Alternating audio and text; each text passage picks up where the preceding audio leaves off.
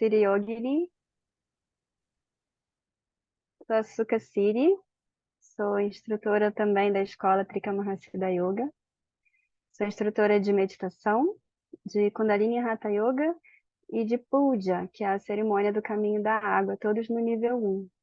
Eu sou também mentora do Trika Method, do método Trika de desenvolvimento de corpo, mente e espírito. Acho que a Durga está aqui, né? Douglas, se você pudesse apresentar, não sei se você teve alguma dificuldade com internet, alguma coisa.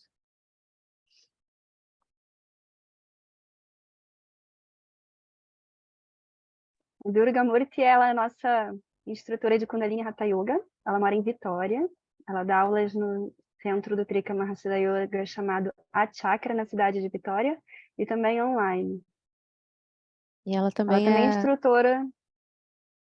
instrutora de Ela também meditação, nível 1 e 2, e mentora do método Trika.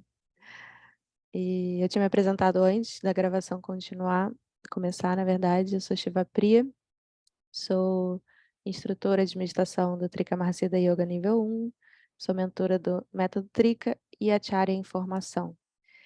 E nós estamos aguardando nosso convidado chegar, e enquanto isso a gente vai falando sobre o que é o caminho da meditação, né? Porque dentro da nossa escola a gente entende que tem uma base que todos nós precisamos fazer para ter uma fundação. Se a gente quer construir, né, nosso caminho espiritual como se fosse uma casa, ou quem sabe um prédio muito alto, a gente precisa de uma boa fundação, uma boa base. Então, no nosso caminho, a gente começa com as preliminares, que são contemplações para a gente enxergar onde que a gente está se enganando, onde que a gente está se sabotando, para a gente enxergar como é que a gente lida com questões da espiritualidade, como a morte, como as formas que a gente distorce a realidade. Então, tem essas práticas preliminares que a gente faz, e aí em seguida tem a prática de fundação, que é uma prática que ela existe em outras tradições em diferentes formatos. Por exemplo, no budismo tibetano ela é chamada de Ngondro, e, e são práticas que dão uma base, tem muitas práticas de purificação e te inserem para você começar a praticar dentro daquela linhagem, né? E a partir daí, depois de você construir essa base sólida, você pode ir para um caminho mais individualizado, onde você tem mais afinidade, onde você flui de forma mais natural, mais espontânea, onde você sente que é por ali que o seu caminho espiritual vai. Então, tudo na nossa escola a gente entende que tem 3 portas de entrada, né? A gente pode ir pelo corpo, pode ir pela mente ou pode ir pela energia. Então, esses caminhos, eles todos vão trabalhar os 3 centros, mas cada um vai ter uma porta de entrada diferente. Então, além do caminho da meditação, a gente tem o caminho do fogo, que é o do Kundalini Hatha Yoga, o caminho da água, que é de ritual, de devoção, o caminho do guerreiro, que trabalha com artes marciais, e o caminho do consorte espelho, que é um caminho espiritual feito entre um casal, né? Usando um e o outro como espelho da essência. Então, hoje a gente vai falar, a gente já teve um chá de Dharma especificamente sobre o caminho do fogo, onde a Durga apresentou, e vocês podem ver a gravação, e hoje é sobre o caminho da meditação. Suka, quer falar um pouquinho? Sim, é interessante entender que eu estou vendo muita gente aqui que já conhece a escola, né? Mas quem não conhece, a gente fala tanto de espiritualidade no Brasil, né? O povo brasileiro é muito espirituoso. E são tantas as interpretações que espiritualidade pode ter, são tantas as interpretações que Tantra pode ter, e muitas errôneas, completamente distorcidas. Então, é importante dizer que essa é uma escola chamada Trika Mahasiddha Yoga, e ela apresenta o Dharma, né? Esse caminho, Dharma como um caminho de realização de uma natureza humana, né? Como uma realização espiritual de uma forma tradicional, de uma forma como vem sendo, de mestre para discípulo, para discípulo, para discípulo, numa linhagem muito antiga, né? Inquebrável, inquebrada, intacta, a gente está falando, intacta, né? Isso é muito importante dizer, porque isso é muito raro, não só no Brasil, mas no mundo. Então, ter acesso a uma escola como essa é algo que é de um valor muito grande, né? Quando a gente é sincero e quer praticar a espiritualidade de forma um pouquinho mais aprofundada, né? Quando a Śivapriya apresenta assim esses caminhos, a gente tem esses cinco caminhos para realizar a natureza humana, porque as pessoas têm aptidões e gostos diferentes, né? Tem gente que gosta mais do corpo, mais da parte emocional, ou mais do cultivo direto da mente, como ela falou. E o interessante relacionado especificamente a esse caminho da meditação é que ele é um dos caminhos para a gente encontrar a nossa essência, mas ele também é o fruto de todos os caminhos. Então, quando a gente estava falando daquele começo, de quando a gente começa as práticas espirituais dessa forma tradicional, de ter as reflexões filosóficas preliminares, que são também uma forma de entender que visão de mundo é essa, que contexto é esse? É o paradigma científico? Né, é do pós-modernismo, em que mundo que a gente entra quando a gente pratica essa espiritualidade? Porque a gente entra num registro no que não é de crença assim, mental ou psicológica, mas a gente entra numa visão de mundo, né, numa possibilidade de apreensão e vivência da realidade. Então, o curso de preliminares ele é muito para isso. Né? Depois a gente faz as práticas de fundação. E o que acontece ali é que a gente tem muito aqui nas preliminares e prática de fundação, um nível que a gente chama muito que é o de purificação, né? De esvaziar o nosso baú de vermes, de conhecer nossos demônios internos, nossos padrões kármicos, tudo isso. E muito é o de conhecer que caminho é esse, porque existe um caminho, né? Que é uma trilha que a gente pode escalar, e conhecer também o que é o fruto. É claro que a gente tenta entender o fruto. O que é o fruto? Né? O que é essa realização humana? Que é atingível, que eu quero, mas que eu não entendo muito bem o que é. Então, nesse processo, quando a gente faz o curso de preliminares, quando a gente lê as orações da prática de fundação, a gente repete todos os dias e vai entendendo e tendo insights sobre como seria esse fruto. Como seria se eu fosse um ser humano sem karma? Que é o nosso objetivo quando a gente entra no caminho espiritual, né? Então, quando a gente passa por esse processo de purificação, a gente quer, então, começar a trilhar esse caminho. Esse processo é o chamado de transformação. Então, a gente tem purificação, o processo de transformação, até chegar no fruto, né? Então, o caminho da meditação tem essa característica. Ele é um caminho para viver esse processo de transformação, mas ele também é o fruto de todos os outros caminhos. Então, o guerreiro vai meditar no final, o pessoal do concerto espelho vai meditar no final, o pessoal da Kundalini Hatha Yoga só faz Kundalini Hatha Yoga para meditar no final. Então, essa é uma característica grande do caminho da meditação. Você tem notícias? Será que o mestre vem? Ele está online, então estou esperando notícias a qualquer momento. Espero que esteja tudo bem por lá. Só acrescentando essa apresentação ótima que você fez, é que muitas vezes tem meditação durante, né, os caminhos. Eu acredito que em todos eles tenha, né? É claro que tem a meditação mais avançada, né, que a gente vai fazer no final de todos os caminhos, mas ao longo a gente também vai meditando em todos eles. E não significa que a gente não faça, às vezes, um pouco dos outros caminhos enquanto a gente tem um caminho principal, né? No meu caso, a meditação é o meu caminho principal, mas o Kundalini Hatha Yoga me apoia muito. Eu sei que algumas pessoas daqui seguem muitas vezes dois caminhos, então é muito comum a gente se apoiar das duas formas. Até, eu não sei se Durga retornou, se ela tiver e puder falar um pouquinho sobre o papel da meditação no, no caminho do fogo e como o caminho do fogo apoia quem escolhe o caminho da meditação, seria também muito legal. Oi, gente, boa tarde. Espero que estejam todos bem. Boa tarde, Edu. Então, o caminho do fogo, né, que é o Kundalini Hatha Yoga, que a gente vai usar o corpo e as energias sutis como a porta de entrada para a realização da nossa verdadeira natureza, usa, sim, com certeza, da meditação, é necessário usar. Inclusive, quando a gente estava no nosso último treinamento, que foi o treinamento de 1 ano, a gente teve o treinamento de meditação logo no início, para aprender várias técnicas de meditação, junto com o nível 1 do Kundalini Hatha Yoga.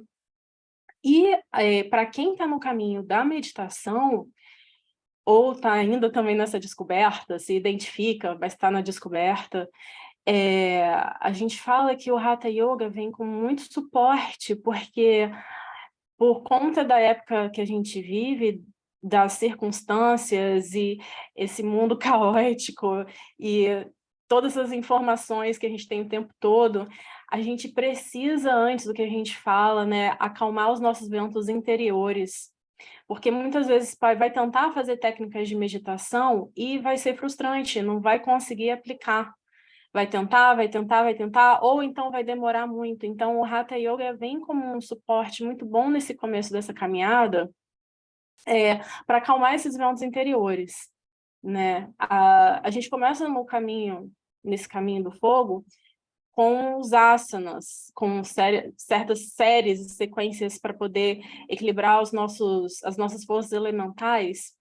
E a gente fala que os asanas, a palavra asana em si, não significa postura, mas significa assentar o nosso prana, que é a nossa força vital. Uma vez que a gente tem essas práticas assim preliminares do Hatha Yoga, a meditação ela vai fluir muito melhor. E aí eu vejo assim com a minha experiência, e talvez a Karen, a Suka com a experiência dela, a Śivapriya também com a experiência dela podem confirmar ou não, mas eu vejo que muitas pessoas que estão interessadas, que se identificam com a meditação, têm um pouquinho assim, sabe, de aversão com essa parte do corpo, né? Pô, preciso mesmo fazer movimentos ou fazer o yoga e tal, é bom, vai ajudar muito, vai facilitar aí a meditação. Aí, a partir do momento que se avança no caminho do fogo, né, que na nossa escola passa do nível 1 para o nível 2, para o nível 3, o nível 2 ele deixa de ser tanto os asanas e passa a ser mais as técnicas respiratórias, os pranayamas, junto com a retenção de ar, para conseguir reter o ar por um longo período de tempo para poder fazer os kriyas, né, as visualizações. E daí vem junto, né, vem casando junto práticas meditativas. Durante também o nosso treinamento de 1 ano, quando a gente já estava chegando ao fim, a gente teve um retiro tradicional de 100 dias, que é o retiro tradicional do Mahakumbhaka, a gente tinha na nossa rotina que fazer as sessões para o Mahakumbhaka, que é a grande retenção, né, de ar, com a visualização, os kriyas, a respiração, os pranayamas. E enquanto a gente não estivesse nas nossas sessões, a gente tinha que, vamos botar assim em termos, segurar a meditação não conceitual, que é uma meditação mais avançada, mais difícil. Então, vinha assim os pares. Então, dessa maneira a gente pode ver aí um pouco, vou te explicar aí um pouco como que esses dois caminhos se conversam. Śivapriya? Ou Suka, se vocês gostariam de acrescentar aí alguma coisa, comentar algo. Eu acho que quando a gente está falando de qualquer um desses caminhos e também da realização, que é o fruto do caminho espiritual, a gente está sempre precisando definir o que é a mente, né? E quem somos nós? E aonde estamos? Quem somos? Onde estamos? O que é mente? Essas perguntas, elas sempre retornam, né? É indiscutível que nós somos alguém que mora num corpo, que a gente se autorreferencia nele, e que quando eu aponto que eu sou o planeta Terra e eu aponto que eu sou meu corpo, é um pouquinho mais óbvio, evidente para mim que eu sou o meu corpo do que o planeta Terra. Eu sou também o planeta Terra mais do que Júpiter. Mas esses referenciais são importantes. Parece que eu estou falando bobagem, né? Mas são questões filosóficas que a gente precisa entender para saber o que são essas práticas? Então, quando a gente fala... Deixa eu mudar aqui. Quando a gente fala que o caminho da meditação é diferente do fogo, que é diferente do da água, que é diferente do guerreiro, é claro que é, né? Treinar socos de chutes é bem diferente de fazer oferendas de flores e incenso no altar, que é bem diferente de ficar de cabeça para baixo, de uma forma materialista, né? E cada um tem a sua preferência, sua habilidade, o corpo, a gente nasce com um corpo que é mais apto para fazer coisas diferentes, né? E não só o corpo, mas disposições também diferentes, como tem gente que é mais emotiva, tem gente que é mais fria e séria. E isso tudo são características nossas, né? Que podem ser expressadas nesses caminhos de forma diferente. Mas, de toda forma, uma questão que é central à visão de mundo tântrica é de que a gente precisa levar na nossa realização o corpo junto. Isso é completamente diferente de outras tradições que a gente chama de transcendentais, em que se esquece e bloqueia ou até se nega o corpo, porque o corpo é visto como um obstáculo, para atingir, então, uma realização transcendente. E a coisa mais próxima dessa transcendência que tem é a sua mente impalpável, né? Então, em todos esses caminhos que a gente está descrevendo na nossa escola, é muito importante que a corporalidade ela seja levada, né? E a gente sempre fala de embodied realization, mas de uma realização que ela seja corporificada, né? Então, mesmo quem escolhe o caminho da meditação precisa ter uma realização que é corporificada, né? A gente queria muito que o Dharma Bodhi estivesse aqui falando para vocês do fruto do caminho como o corpo de luz de arco-íris, mas essa é uma realização que é última, incrível, total, é a maior realização possível de um ser humano, e ela leva o corpo como uma realização última. Não fica um corpo morto e uma mente vai para o transcendente, ela leva o corpo junto, né? Então, isso é muito bonito de ver que não é uma filosofia, mas é uma realização factível, né? Do que é pensável como um fruto possível do caminho, de um caminho espiritual fidedigno.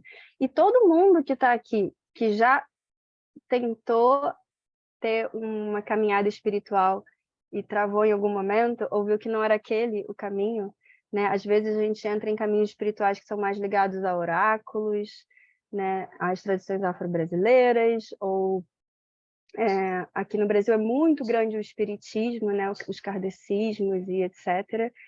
E geralmente quem chega na nossa escola é alguém que quer algo diferente daquilo, porque aquelas escolas que são entendidas também como espirituais ou espiritualistas, elas têm seus métodos e têm suas formas de eficácia para chegar em alguns frutos desejáveis. Às vezes é uma cura de saúde, às vezes é de querer saber o que é, como é o nome daquilo? Oráculo, né? Querer falar com mortos, com pessoas que a gente ama e já se foram, receber mensagens, mandar mensagens. Isso tudo pode acontecer, mas não é nada disso que a gente quer como uma realização última na nossa escola. Isso tudo pode acontecer, né? No Dharma não-dual, no Tantra, a Ásia é riquíssima em todas essas metodologias de oráculo e de conversa, é um princípio que define muito o que é o Tantra lá na Ásia, mas não é disso que a gente está falando, né? A gente está falando de uma realização corporificada e não dual, em que mente e corpo juntos, unidos, tem esse casamento perfeito do que é ir para além do que nos limita como um ser kármico. Então, essa é uma característica bem específica da nossa escola, né, de levar o corpo, a mente e a energia numa união. E essa iluminação, ou essa realização de um fruto da natureza humana, para a gente, sempre deve levar um casamento perfeito entre esses três princípios, corpo, mente e energia, né? Por isso que a nossa escola chama Trika, a união do princípio triuno, né? Seria legal, acho que se o pessoal pudesse contribuir também com perguntas. E eu vi que Sara quer falar. Quem quiser falar, levanta a mão. abre o microfone, enquanto o mestre não chega, a gente deixa mais livre, né? Uhum. Sim, seria bom a gente poder responder as perguntas de vocês. Sadashma quer acrescentar alguma coisa? Trazer algum tema?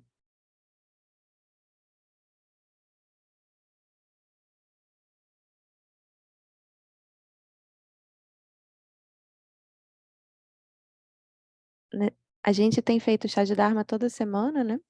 Para quem está vindo hoje pela primeira vez. E tem sido um espaço para a gente trocar sobre o Dharma, sobre como é a experiência de cada um, a gente poder apresentar um pouco como a nossa escola funciona e alguns princípios básicos. E para aprofundar na meditação, né, para a gente não só bater papo aqui e tomar chá junto, eu, Suka e Suelen começamos um grupo de prática de meditação nesse referencial do Trika Mahasiddha Yoga. Já tem lá no meu canal no YouTube, o Dharma não-dual, já tem a aula inaugural que a gente deu, nós 3 juntas, apresentando os princípios da meditação e dando uma prática, Sukha Kyo. E teve uma outra aula sábado passado, que a Suelen conduziu, e em breve eu vou disponibilizar a gravação para vocês. E sábado que vem eu que vou estar conduzindo a meditação às 9 da manhã no Zoom. Vou deixar aqui o link para vocês participarem, quem tiver interesse em praticar com a gente. Esses encontros vão ser por contribuição consciente. E a gente está começando online, mas a ideia é daqui a pouco a gente ter também encontros presenciais no Rio de Janeiro. E aí, Uma vocês das têm... grandes motivações para a gente fazer esse encontro, esses encontros semanais, para a gente meditar junto e conhecer o caminho da meditação, é porque nós somos instrutores, né? E a gente pode compartilhar um pouquinho do que prepararia a gente naquelas etapas que eu falei de purificação, transformação e fruto, nessa parte de purificação e metade desse processo de transformação, né? E por que a gente quer fazer isso agora, né? Chegar em agosto, setembro, outubro, produzindo um grupo que trilha essa primeira metade do caminho com a gente, porque ano que vem é o ano do caminho da meditação na Escola Trika Mahasiddha Yoga Internacional. Então, para a gente poder ter... para a gente poder esquentar, né? Para a gente estar preparada para aproveitar melhor os ensinamentos do ano que vem. Seria muito legal se vocês nos acompanhassem todo sábado de manhã, de 9 às 10, para meditarmos juntos, e a gente vai levar vocês num passo a passo, para trilhar um caminho inicial do que seria se tornar um meditador dentro da nossa escola, né? Esse ano agora é o Caminho da Água. A gente passou um mês na Costa Rica, de janeiro a fevereiro, estudando as cerimônias do Caminho da Água. O Sri Rami, que é um sacerdote australiano, mas ele é um Brahmin de linhagem Vaishnava e Brahmin lá da Índia. Ele simplesmente compartilhou com a gente todas as cerimônias que ele conhece, para a gente poder manter essas cerimônias vivas na nossa escola antes dele falecer, né? Então foi uma honra, fiz parte disso. Em outubro agora nós vamos para Costa Rica.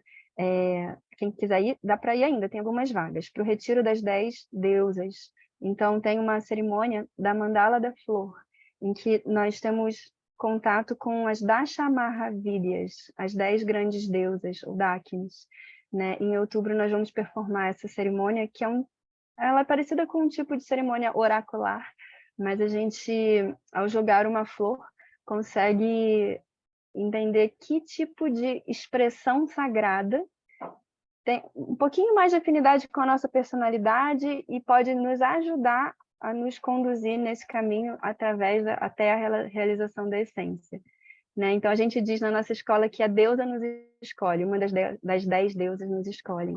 Essa cerimônia é linda.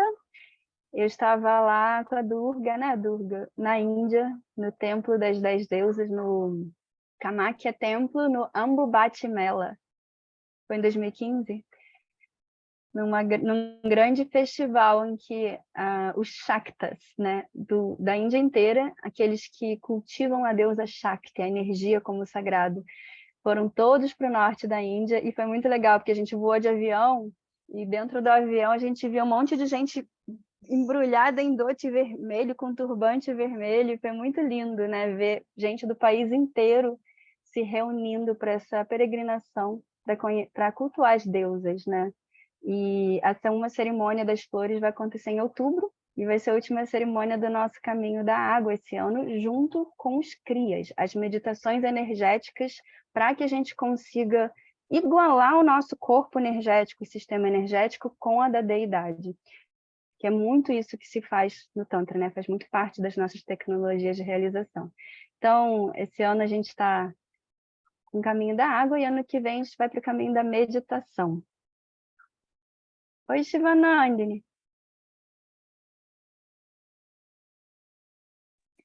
Olá, pessoal. Aproveitando o gancho do Caminho da Água, recentemente, a última vinda do Dharma aqui no Brasil, a gente teve uma reunião... Meu Deus! Tá aparecendo uma legenda aqui embaixo para mim. Você deve ter acionado a Tá, legenda de pronto. alguma forma. Desculpa. Aí se apresenta, por favor, para quem não te conhece ainda. Eu sou Shivanandini, sou instrutora do Caminho da Água. Então, aproveitando o gancho do Caminho da Água, que tem muitas pessoas aqui que vão para Costa Rica em outubro. Alguém deu uma ideia na última reunião, acho que foi a Flora, não sei, e perguntou se a gente poderia ensinar o básico do Caminho da Água nível 1, os instrutores, para as pessoas, porque até então a gente só tinha autorização para acompanhar pessoas que já haviam recebido o Abhishekam, que é a introdução do corpo da deidade por um Vidyadhara, né? Uma pessoa que tem o fruto desse caminho corporificado já no corpo, mente, a energia dela. Nenhum de nós aqui tem isso, por isso nós não temos autorização para fazer a introdução do corpo energético da deidade. Mas ele autorizou que a gente fizesse um curso, aulas para pessoas que não necessariamente receberam o Abhishekam de uma determinada deidade, para já começar a trilhar o caminho da água de devoção através de cerimônias, as cerimônias básicas do nosso sistema.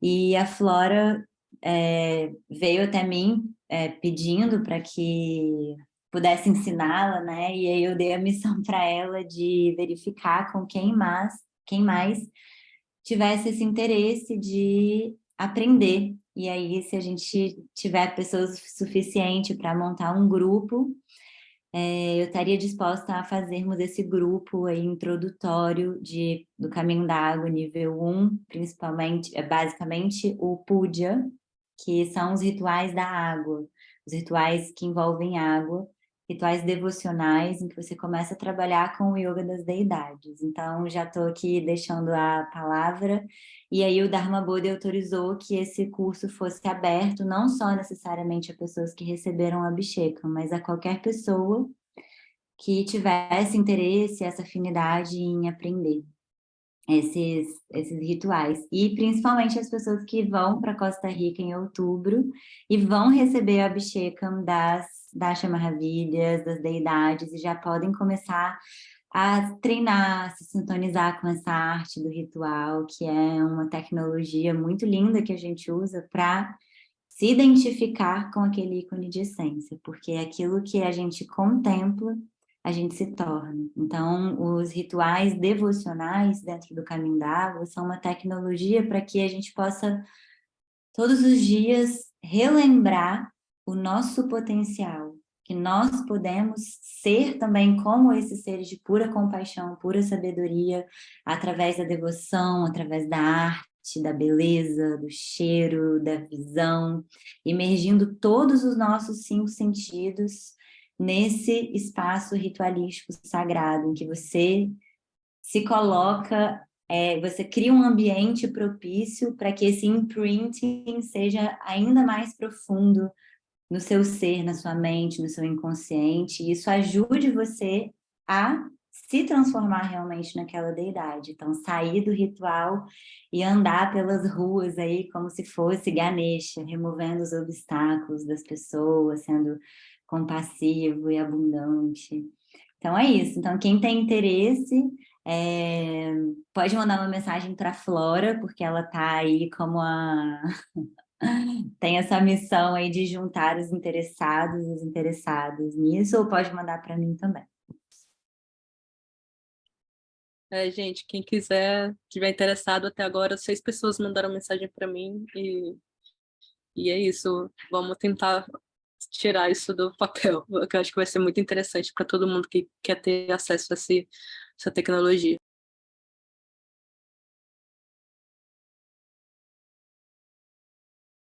A gente acabou falando até um pouquinho mais do que o caminho só da meditação, né? Entramos no caminho da água, no caminho do fogo. Surgiram questões para vocês? Vocês gostariam de tirar alguma dúvida? Śivapriya, eu vi que a Sara estava tentando falar, mas eu acho que a gente não conseguiu ouvi-la. Ah, é? Talvez. Na verdade, a Sara só gostou de uma coisa que eu falei e mandou um coraçãozinho. Eu perguntei para ela se ela queria falar. Então tá. Alguém gostaria de trazer alguma questão? Eu recebi várias perguntas para a gente fazer diretamente ao Dharma Bodhi. Não sei se alguém gostaria de trazer alguma hoje, que a gente, como tem aqui algumas instrutoras autorizadas, se for uma pergunta de nível 1, a gente pode responder. Se a gente vê que é algo mais complexo, cabe a ele, a gente aguarda para uma oportunidade futura. A Sara está perguntando se o grupo de estudos do Caminho da Água vai ser online ou presencial. Shivanandani.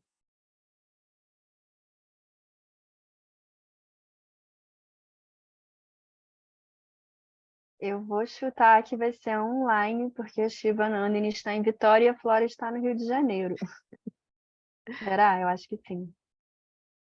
Flora, tem mais? Hoje Fala. eu ouvi meu nome aqui, desculpa, eu estava correndo para pegar o carregador. Tem que responder alguma coisa? Sim, estão perguntando se o estudo do Caminho da Água vai ser online ou presencial. Então, eu havia pensado em fazer um modelo híbrido, porque eu acredito que muita coisa dá para a gente trabalhar no online, mas eu acho que seria imprescindível um encontro presencial, porque tem coisas, enfim, que... Gente, só um minuto, senão meu computador vai desligar aqui. Mas eu acho que a gente pode fazer... Espero que não tenha desligado. Deixa eu falar um pouquinho. Quem não é da nossa escola e está acostumado com um formato um pouco mais acadêmico, né, em que se fala de conceitos e se discutem filosofias de alto nível e super rebuscada, a gente faz tudo nessa escola também. Mas eu acho que a Shivananda iria falar agora que tem coisas que não está no mundo das ideias, que não é algo que você pode falar por uma câmera e você vai entender do outro lado, né? Tem coisas que elas precisam ocorrer no contato humano, né? E essa tradição, ela só existe viva porque houve uma transmissão oral de mestre para discípulo num relacionamento humano muito próximo, né? Profundamente próximo, mais do que vocês podem imaginar, do que seja um casamento, mãe e filho, né? Então, a gente foca muito na nossa escola em praticar e ter uma realização sólida do que falar sobre. Tem uma fase do nosso caminho em que falar sobre vira o maior obstáculo da realização. Quanto mais a gente fala sobre espiritualidade, realização, filosofia, mais distante a gente está da realização de ir além da mente racional, sabe? Então, quem acha que a gente é meio quieto e que a gente não fala coisas muito difíceis, saibam que isso é uma prova de que a gente não está perdido num excesso de intelectualização. Afinal, uma das características da realização do fruto desse caminho é que a gente vai para além, né, do intelectualismo e da mente que a gente chama de mente funcional. A gente consegue ir além dessa mente que simplesmente apreende a lógica dual. E chegou alguém muito especial aqui hoje. Apresenta, Śivapriya. Estamos muito Só, por contentes. favor, me habilita como tradutora. Sim. E quem quiser a tradução, coloca na... Eu vou explicar para vocês como é que funciona a tradução, se vocês não viram lá. Quem tiver no celular vai apertar os 3 pontinhos e vai escolher tradução, português e concluir. E quem tiver no computador é só pegar esse globozinho que aparece aqui embaixo na tela, interpretação, e também escolher português e concluir. E aí vocês vão poder ouvir a tradução que a Sukhasiri vai fazer enquanto eu entrevisto nosso querido mestre Dharma Bodhi, que acabou de chegar. Hi Dharma, so great to see you. We're really glad to have you. If you can unmute yourself.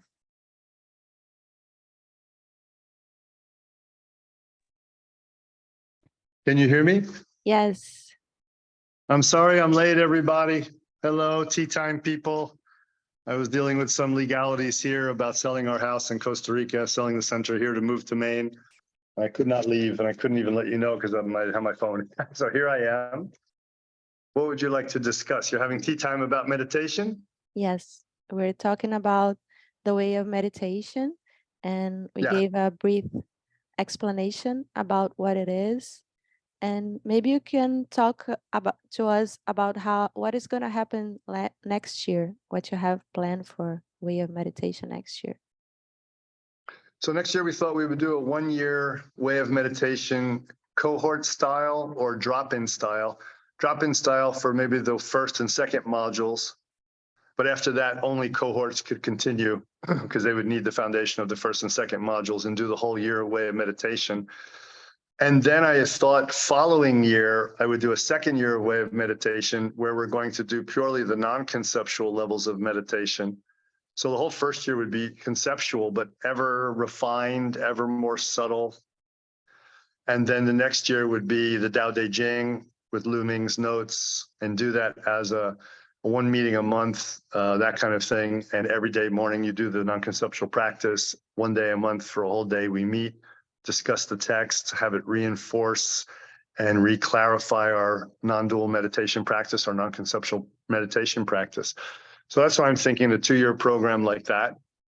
And in the 1 year online, I'm hoping to get into level 3 meditation. We'll see if it gets there, but go through level 1, go through level 2, maybe level 3. One of the things that I want to say that's important about this, I hope I'm not going out of your format, is that I just gave 4 days of way of meditation as an introductory course to meditation in Norway. And a bunch of people from Finland and Norway came who are very, very experienced meditators. And they said, oh, we're going to get through level 2, level 3. I said, we have 4 days here. It's not quite going to happen. And I said, I think the way your school is and the way the view is taught of meditation in your school is so profoundly different than ours. I think as I talk about what we call foundation practice, you're going to realize you need it and that what you're doing barely even touches what we call foundation, and you won't be so ambitious. Okay. And that happened. So we went through that course with them, and they started to realize that our opening levels, the Tratak levels, are so profound. If you really understand Tratak, they're so profound that they even encompass what the Shiva Sutras would call Turiya, and in Dzogchen is like the fundamental foundation of tranquil abiding. So I think it's going to be an amazing course, because if we're going to be able to string that out over a year and everybody's practicing together every day a little bit, the result's going to be amazing, and the depths we get to is going to be amazing. Not even related to level 1 or 2 or 3. That doesn't matter where you get to inside, because even level 1 techniques, I think people think, oh, level 1, I got to get to level 2, and they want to go right past it. How can I say it? It's algorithmic. When you start out in level 1, it's like this. And then it goes at the end of level 1, it goes like that. It just goes up. And then you get 2, 3, 4. And you see it doesn't move down the line very far after that. And this is the way it goes. So level 1 is such a strong foundation that for most people, it almost leads directly to stage 7 realization of their nature. Let me get my coffee. I can hear you though. Well, maybe people can write questions or raise their hands to ask what they want to clarify live. Do you have simultaneous translation happening? Yes, Sukhasiri is doing it. Well, I might have gone too fast. Ask Sukha first if anything was too quick that we can go over. Sukha, you can write in the chat. It's okay? Where's the chat box? Oh, there it is. Let me get the chat box up. He's Estoy asking if it was ouvindo. okay. About the modules, she said it was too quick. Which modules? On the levels 1, 2, 3, 4, she said it was kind of quick. If you can go Yeah, but over again. What about them was quick? I need help. What about them was quick? She's asking what's drop in. Oh, from the, But okay. This is at the the very two beginning. kinds. So the structure of the 2 years, this is what we're talking about. What is the structure of the 2 years, right? Okay, so that was too quick for her. So let me go slower. The first year will be run as a cohort, doing the whole year training, practicing together at home, receiving the teachings. I can't remember how many classes are scheduled. I think Sahaja is doing like 1 a month or something, but I would prefer 2. So it might be 3 hours one morning and like 4 or 5 hours another morning, something like every 2 weeks. Could be every 2 weeks, could be once a month. I got to see the schedule still. But we're going to practice for 1 year progressively, not in a rush, not in a hurry. The first 1 or 2 of those modules of the year, the first 1 or 2, are going to be open to the public. So if you didn't do the first one, you could come in on the second one. If you didn't do the first or second, you can't get in on the third though. And then the 3rd, 4th, 5th, 6th, 7th, 8th, 9th, 10th, 11th, 12th, or if we do 2 a month, 13 to 24, 3 to 24, all those modules are going to be closed for the cohort. It can't be drop in and out at that point. I won't do it because we need to be on the same page. We need to have the same basic understanding, foundation, and experience. Not that we're all going to have the same level of experience and outcome of the practice, but that we're all moving through the exercises. And even if you don't have that level yet, and we start going into level 2 or 3 or something, you just do it anyway for the first few days after class to get an idea of the technique. And then you go back to doing where you're at in the progression experientially. So you have some experience of the technique, you get it, but you're not really getting it. And then you go back into where you are experientially so that when the course is over and you continue as a meditator, when the time comes for you to reach that level where you're ready for that information that you did receive and you did practice for a few days after each class, now you have enough memory of it, you have the teaching, and you have a little bit of experience, you can just start doing it. The second year of this program will be like a graduate class, but again, open to the general public because of the nature of non-conceptual practice. It doesn't have a barrier that says you have to do preliminaries first. I recommend it, otherwise it's very, very frustrating and can be kind of making delusion, but this is the way it is. When you do non-conceptual, it's non-conceptual. So we will use the framework of Tao Te Ching. I was going to use the framework of Ashtavakra Gita, but I had so much good feeling and good experience doing it with Ming in the days before he had his book on Tao Te Ching, Lu Ming, my Taoist teacher and friend. I did his program for 2 years, meditating every morning 2 hours on non-conceptual. And at that time, he was still writing the book, and I was helping him with the phraseology and choosing which translation is better for the chapter, you know, and all that work he did himself, and I helped him with, came together as this book, Tao Te Ching by Lu Ming, which will be required text of the class. That's the second year, and we'll meet probably once a month and probably cover about 5 chapters. When we say chapters in Portuguese or English, it really means a very small poem. The chapters of the Tao Te Ching are very small poems that point out your nature.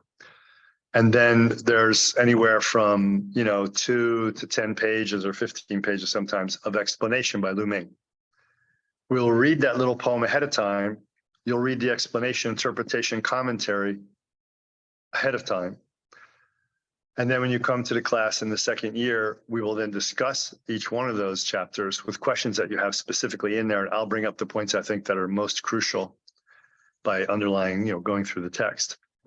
And then we will continually refine our instructions on non-conceptual through that text over the year. But the very first seminal class of that Tao Te Ching class will be, and probably the second class, a refresher of it, will be 2 or 3 hours on the actual instruction. And you're thinking, why do you need 2 or 3 hours of non-conceptual meditation practice instructions? Because it means just sit there and don't do anything. Sit there, don't do anything turns out to be maybe the hardest thing possible, even though it's supposed to be the easiest. And so we will have a lot of instruction to make that really clear and review it on class 2. And by the 3rd month, we'll all be practicing and deepening that experience, and questions will arise from there on, but the basics will be there that we'll be working with. Okay, this is the format of that class. And we decided to do it because it was just too hard with COVID when we came up with the idea at that time to get to our centers around the world. And now with the school expanding more, and again, it is difficult again for people to get around the world to the classes, and difficult for me to get to each separate center now because there's more centers to do like a 2-week meditation at each place. I'd be gone for like 3 months from my children, which I don't want to do. And I want to keep my own practice up, and I don't want to be on the road that long. So we said, okay, it's time to do it online. And by the time this course is in play, the main retreat center, which I'm moving to next week, will be developed, teaching room already finished, housing and so forth. And when people finish the first year of Way of Meditation, if they want to come at any time during the year to do private solo meditation retreats, where I meet with them once a day, for 15 minutes, 2 hours, whatever it takes, for 1 week, 2 week, 3 week, 4 week, we have the facility for that to happen. And all the instructions been given already, the basic instruction for a year or 2. And this is the timing of that, why we want to do it now. So then if they want to come and go deeper, they can do it deeper. So we're, of course, the European people will be involved, South American people will be involved, North American people, some Asians. So it'll be quite an international group. And then hopefully they come and take some retreats after. Oh, I think Sukha City lost communication for a while. Sukha, can you say what was the last thing you heard?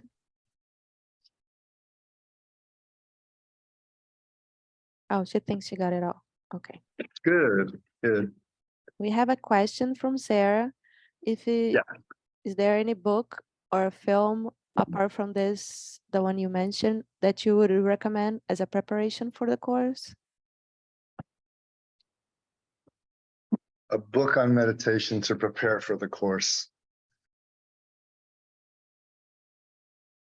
Yeah, there's some you can read that will be helpful. I'll have to modify the information in those books because they are written for certain audiences that aren't quite our tantric yoga fully oriented. One of them is the one that Swami Niranjan wrote. What's it called? Dharma Darshana? Do you know it? No. I think it's called Dharma Darshana. So in it, and I don't have my library here because we packed it and it's on the way. It's on the ocean right now going to Florida. It arrives tomorrow in Florida. So Swami Niranjan wrote a book for Bihar School of Yoga books a while back. I think it was called Dharma Darshana. And it's like the view of concentration practice of dharana. It's a deep dive into Tratak and how important it is. And this is why I'm so deep into it, because Satchidananda Niranjan just said, look, this is worth doing for 3 or 4 or 5 years. Because when you have this, everything else is easy. Everything else just gives you the fruit. So that's one book. We can look it up online, and you have your group on WhatsApp or whatever, or WeChat, whatever. And we can get the picture, the title, and I'll say, yeah, this is the one. I'll confirm it for you. Then you can put it out. I will be modifying some of that, though, because there is a decidedly Vedantic flavor that Niranjan put into that text. He was big into Vedanta at the time. Then Niranjan got more into Tantra later and practiced Sri Vidya and so on. Towards the end, when I graduated as an Acharya, he was practicing a lot of Sri Vidya, and we would discuss that all the time because we were both practicing Sri Vidya at that time. Sukha is showing on her camera. Sorry, Guruji. Sukha is showing in her camera. I don't know if you can see. No. How do I get to her camera? Um, A Are you on your participant has phone? enabled closed You captioning. can You can flip see. until find her. I can flip. You can flip the images until Oh, find I her. see. Hello, Sarah and everybody. Dharma Darshana. Yeah, very good. Okay, we'll keep this view so I can see you all. And Durga has put the link Look at online for Dorga. it. Tiago. Hey, Tiago, how are you? Nice to see you. Awesome. Gabriella, Ines, Little Radha, Shivanandi. Look at all these yoginis. I'm impressed. This is serious. This is serious. Rodrigo, Janaka. How did Janaka get in the Brazilian group? I love it. Margarita, Gabriella, Dika. Wow, you got a big group there for tea. I love it. Hello, everybody. Nice to see you all. Okay. I'm late, so I should just keep talking. Now, another book I think that's good here for this. Oh, God, let's see if I can remember what I had in my mind. Oh, yeah. Meditations from the Tantras. Do you have that one there, Sukha? Okay. Meditations from the Tantras. All these books that I'm naming, these last two books, by the way, are free online. So if you want to get them free online, I'd recommend you print them out in paper because reading online is terrible for your brain, terrible for the universe. And print them out on paper, you get to write your notes down next to it. And it becomes a much greater tool. Reading in paper books is a much greater tool for learning because the tactile nature of it, combined with the tactile nature and the holding and the seeing, all this engagement of the brain, the smelling of the book, the writing on it and underlining, completely different experience than online. You'll learn better. It'll cause better retention of the knowledge.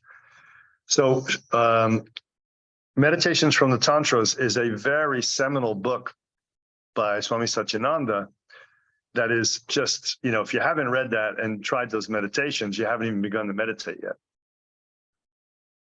Way of meditation, here's one of the limits of doing way of meditation online, but I will try to overcome this. Meditation, as rightly understood through Tantra from Swamiji, and when I studied with Namkhai Norbu, he was also very big on this, a very famous Dzogchen master. Tantric meditation is not limited to sitting and quieting the mind. That is only one vehicle. We have three. Our little trishul. We have body, speech, and mind. We have body meditations.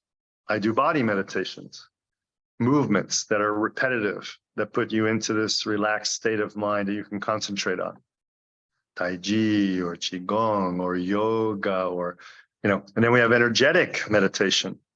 Mahakumbhaka, Kriya Yoga, Mantra Yoga, and so on, Deity Yoga, right? And then we have in the energetic category as well, Sound Yoga, right? So in Norway, at the 4th day graduation moment, I introduced them to Sound Yoga on the whole 4 days, but I said, now we're going to do it with Shantipata and show you how to do it using Shantipata. So we slowed it down to 1/5 or 1/6 the normal speed. And it takes about 20-25 minutes to do Shantipata when you do it like that.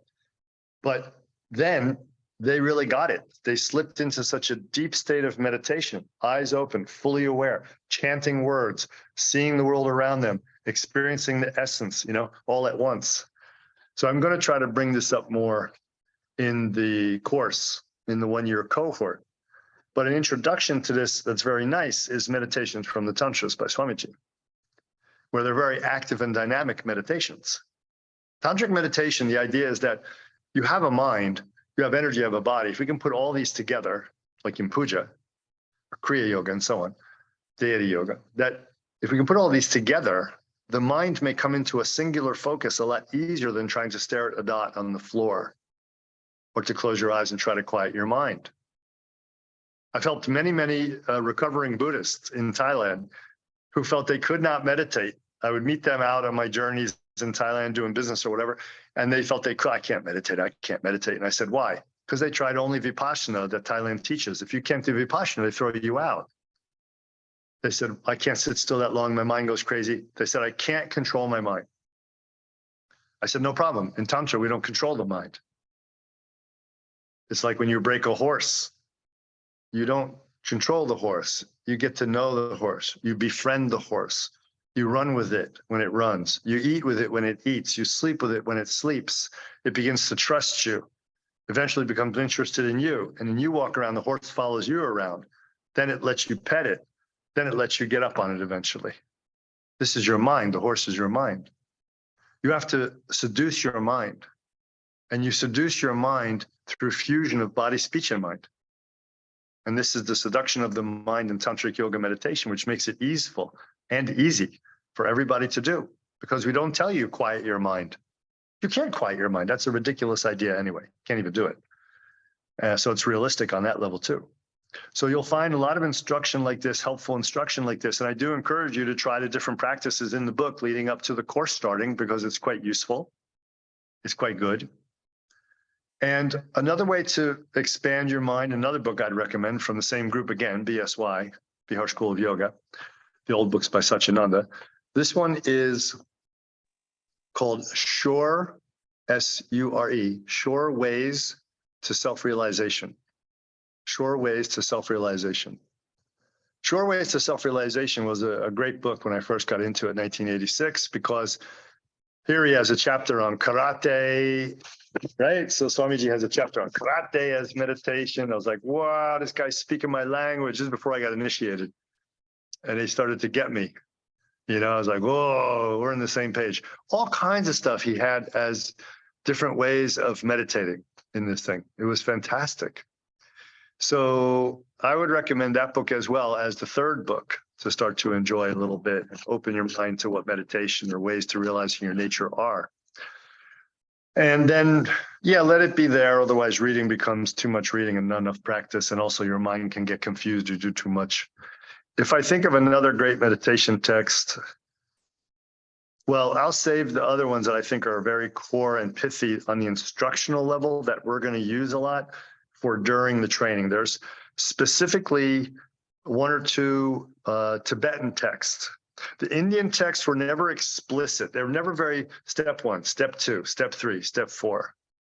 Indians are super secretive. They're like super secretive. They talk poetry. They say this is the fruit. This is how it kind of works. They'll give you a little instruction, but they never in the text reveal the whole instruction. Tibetans were different. They felt like they're revealing the text within each other, within their group in the monastery, so it's safe. And they would give all the secret instructions. Well, not all, but a lot. So some of those texts, I think, are good for us. They're short, and I think they'll be very useful in the first 6 months or last 6 months, depending what I'm going to give you. So I'll use some of those Tibetan texts, okay, during the way of meditation 1 year as well. Okay, enough for now on text. Any other questions? Yes, there was a previous question. Is it possible to achieve enlightenment without believing in deities? Yes, absolutely. Absolutely. As long as the person understands they have to not believe in themselves either. Because if deities don't exist, you don't exist. And the fact is, you don't exist the way you think you do anyway. And the fact is that pure consciousness is all that exists, and that pure consciousness can take any form, and one of those forms is deities. So I don't really care if you believe it or not, because it doesn't affect the deities, and it doesn't affect your consciousness. But it is important, very important, that you don't think that you exist, because you don't exist the way you think you are at all. And if you want to read what the acharyas are reading and studying right now about that, another big book. But it's in English, and it's a high-level PhD plus. I mean, even people I know in the group, right, the acharyas that have PhDs are having a hard time with this book.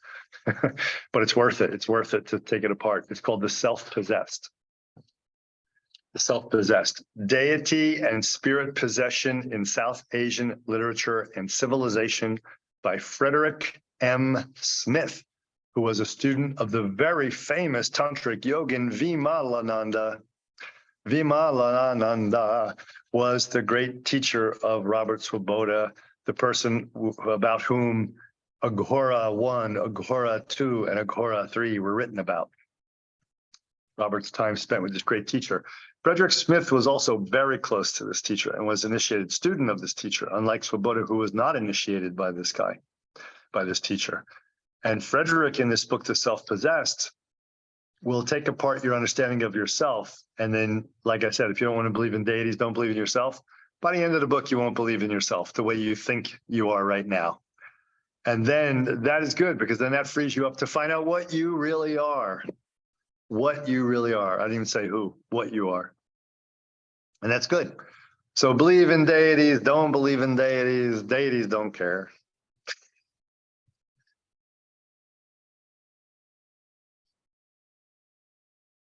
Other questions that came up is why it is important to practice Hatha Yoga before meditation or to support the meditation practice? Is it actually important? It's not a prerequisite necessarily, but it prepares the body. Kundalini Hatha Yoga prepares the body energy mind complex specifically for realizing one's nature through both dynamic and passive meditations, meaning both meditations that use energy, like Mahakumbhaka, called Dumo in Tibetan, and straightforward mind entry point meditation. I do believe, and I stated often, that those people who take to meditation who have a strong background in Kundalini Hatha Yoga, though, the kind of yoga that we teach was designed by the masters step by step, systematically, technique-wise, to bring you into the meditation. That kind of yoga is priceless for preparing the body-mind instrument for meditation practice and for realization. Doesn't mean you can't get realized without it, but it's definitely more efficient with it if you have an aptitude for the body and energy. Now, if you look at the Hatha Yoga Pradipika, the third chapter is meditation using energy. This is a Hatha Yoga Pradipika, so it's the main text putting light on Kundalini Hatha Yoga that we use in our tradition. So if the main text that we use in our tradition is telling us there's only 4 chapters long, so the postures are a very small part, then the breath work is a very small part. Then you get to the 3rd chapter, and already it's like deep into energy practice, sexual energy practice with your partner. And in the 4th chapter, even more straight up meditation. And so we understand that Kundalini Hatha Yoga was never supposed to be thought of as something that didn't include as an integral aspect, as at least 80% of Kundalini Hatha Yoga is meditation. Meditation with sound, meditation with energy, Kriya Yoga. So we have mantra, we have Kriya Yoga, we have deity practices is even part of Kundalini Hatha Yoga. And then sexual practice is a part of Kundalini Hatha Yoga, if you know how to do it. It doesn't give explicit instructions, it talks around it a bit. And then straight seated meditation, mind entry point we talk about, is also a part of Kundalini Hatha Yoga, and actually is represented by the very first 4 postures that are taught in the text in chapter 1, which are only the seated postures. It is said in the text, of all the 8,400,000 postures that Lord Shiva Adinata has revealed to the human world, the most important, most powerful, and the ones that give direct realization are these 4. And it lists them, boom, boom, boom, and describes them. And what are these 4? Oh my God, he's given this great thing. This gives instant enlightenment. It's a seated meditation posture. 4 different ways to sit for meditation. That's a great secret we're talking about in tea time here. It's a secret teaching. Usually I don't give in tea time. But you guys are tea timers, so we're going to give it to you. The secret is that if one could attain that perfect posture, which means perfect awareness of yourself in one of those 4 postures that are given, the body is included perfectly. It's enclosed, all the channels become enclosed and perfectly connected, balanced, harmonious. The upward wind and the downward wind merge in Manipur chakra, and the awareness explodes and Kundalini opens and everything is balanced. The upward and downward fires are moving, everything is open, our awareness is full. If we can just attain that posture with a calm spirit and a level mind, that's the secret. There's nothing more to it than those postures. This is the way of the Vajra. This is saying if you can just sit, if you can just sit and just let go, Just let go. Just sit and totally let go. Don't fall asleep.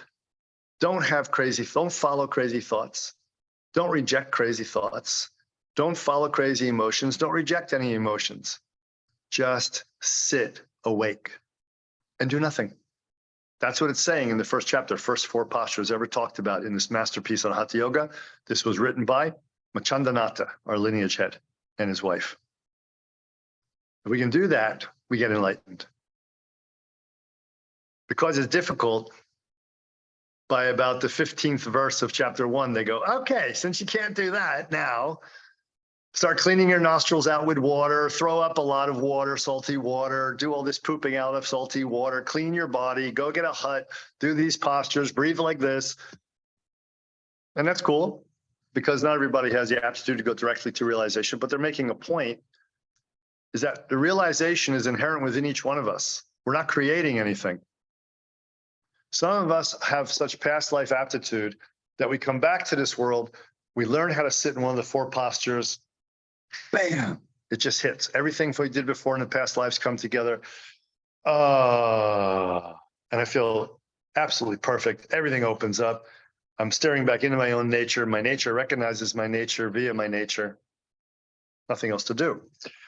But then because most of us don't have that experience, but it has to put that out first because that's the primary truth. Then we fall into, okay, I need a little bit more work in this life before I'll make that work, make that happen. And that's why you have the rest of chapter 1, 2, 3, and 4. Okay. So Hatha Yoga, a good prep. If not, if you don't have it, you'll still get there. Tiago is asking, he says, it's said that Musashi achieved enlightenment through the practice of Kenjutsu. How do you see the martial arts as a path for the ultimate realization? Okay. The first thing is that it's a lie. Now, we just lost our power, so I might be losing you after my battery gives up. If I lose you, just hang around for 5 minutes, it'll probably come back. But it's dead, I hear it. And I got a backup battery, but it's not the strongest. So quickly, Musashi did not achieve realization through Kenjutsu. That's a lie. He had no formal training. He destroyed the first man who was a samurai who was like 38 or 40 years old when he was only 13 or 12 years old by picking him up above his head and smashing him on the ground. He beat everybody with a stick on the street that he would find on the way to the match. He was born with a deep realization, but didn't understand what that realization was. We're about to clip out. I hear it. You hear it in my background? Beep, beep, beep, beep. So anything, whatever you ask about him, he has no method. He has no way. He took the last 3 years of his life to sit in a cave and write a book about what he is because he didn't even understand what he was. So that's the truth of Musashi. We can't follow his way. His sword school in Japan is the worst in Japan. They always get beaten all the time because he didn't even know what he was doing, so he couldn't teach a method. Come on, internet. It's Costa Rica, man. Do you want to try to get another question in real fast before it goes out completely? It's going to go. Is how to meditate dealing with anxiety, an agitated mind, and a lack of focus. How to meditate when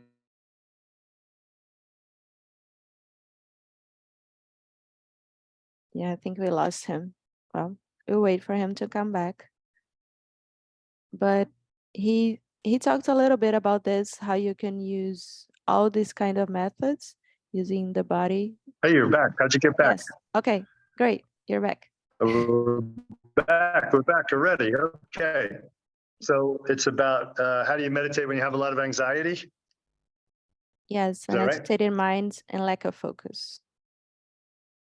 What mind? What? Trudy mind? What?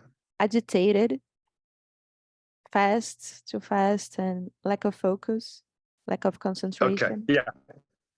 Okay. The first thing is we have levels of anxiety. We have levels of mental problems. If we're having real mental problems that are needing medication, we're going to have to go for medication. Forget about meditation. We'll go for medication right now. Understand? Okay. Once that levels off through medication, then we can start meditation. Then the meditation can get rid of the need for the medication. Okay?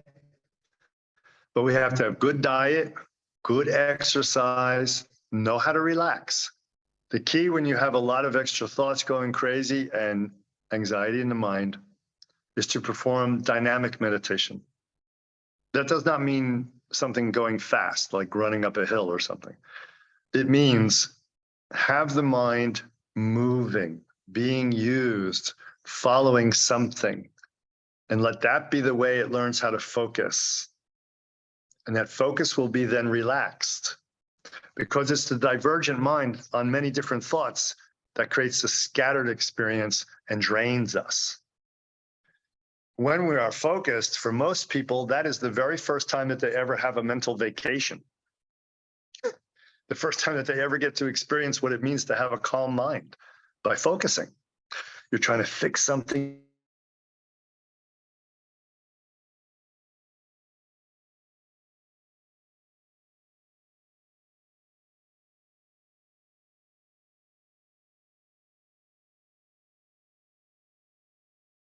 Yeah. Are you back? Back again. We're back again. What'd you leave off with? What was the last word you heard from me? You're fixing something. You're making a Fixing gesture. a watch, let's say. You're focused on fixing a watch and you're diving deep into that. And through that focus, you have to be completely focused so you don't break something or lose a nut or a gem or something. And through that, everything has become one-pointed. We call that dharana in Sanskrit, focused. All of a sudden, where is the anxiety? It's gone. Where is the scattered mind that drives you crazy? It's gone. Where are the crazy emotions? Gone. We're focused, we're active, we're dynamic. But the question has to be always said by the psychotherapist who has this kind of patient. Oh yeah, where does all that anxiety go in that moment? So you teach the patient how to remain present in body, speech, and mind in every activity like you're fixing a watch. But we have to do it smart. If we do it aggressively, forcefully, it won't work. For that patient, that person who's scattered mind or too fast vata or having anxiety, it won't work. It's too aggressive. Instead, the first step is yoga nidra. That meditation where the mind is moving fully with yoga nidra all the time. This is the way. Once it's moving fully in a relaxed way, they learn how to relax. And they have to confirm for themselves, and a good therapist has to confirm for them, where is your anxiety now? And you have to, oh, it's gone. Oh my God, it's gone. They have to know that they did it themselves. They cured themselves, temporarily. But they also learn from that they're also generating the anxious mind, the mind of anxiety. They get self-empowered. I've been generating this mind. I'm a little out of control with it. It's kind of a habit now, but I just learned that through this focused meditation, moving dynamically with my mind while laying on my back, having a snooze, that my anxiety disappeared for that time, for that 45 minutes or whatever. That means, A, I generate my own anxiety. B, I know how to get rid of my own anxiety. I'm self-empowered, I'm healing.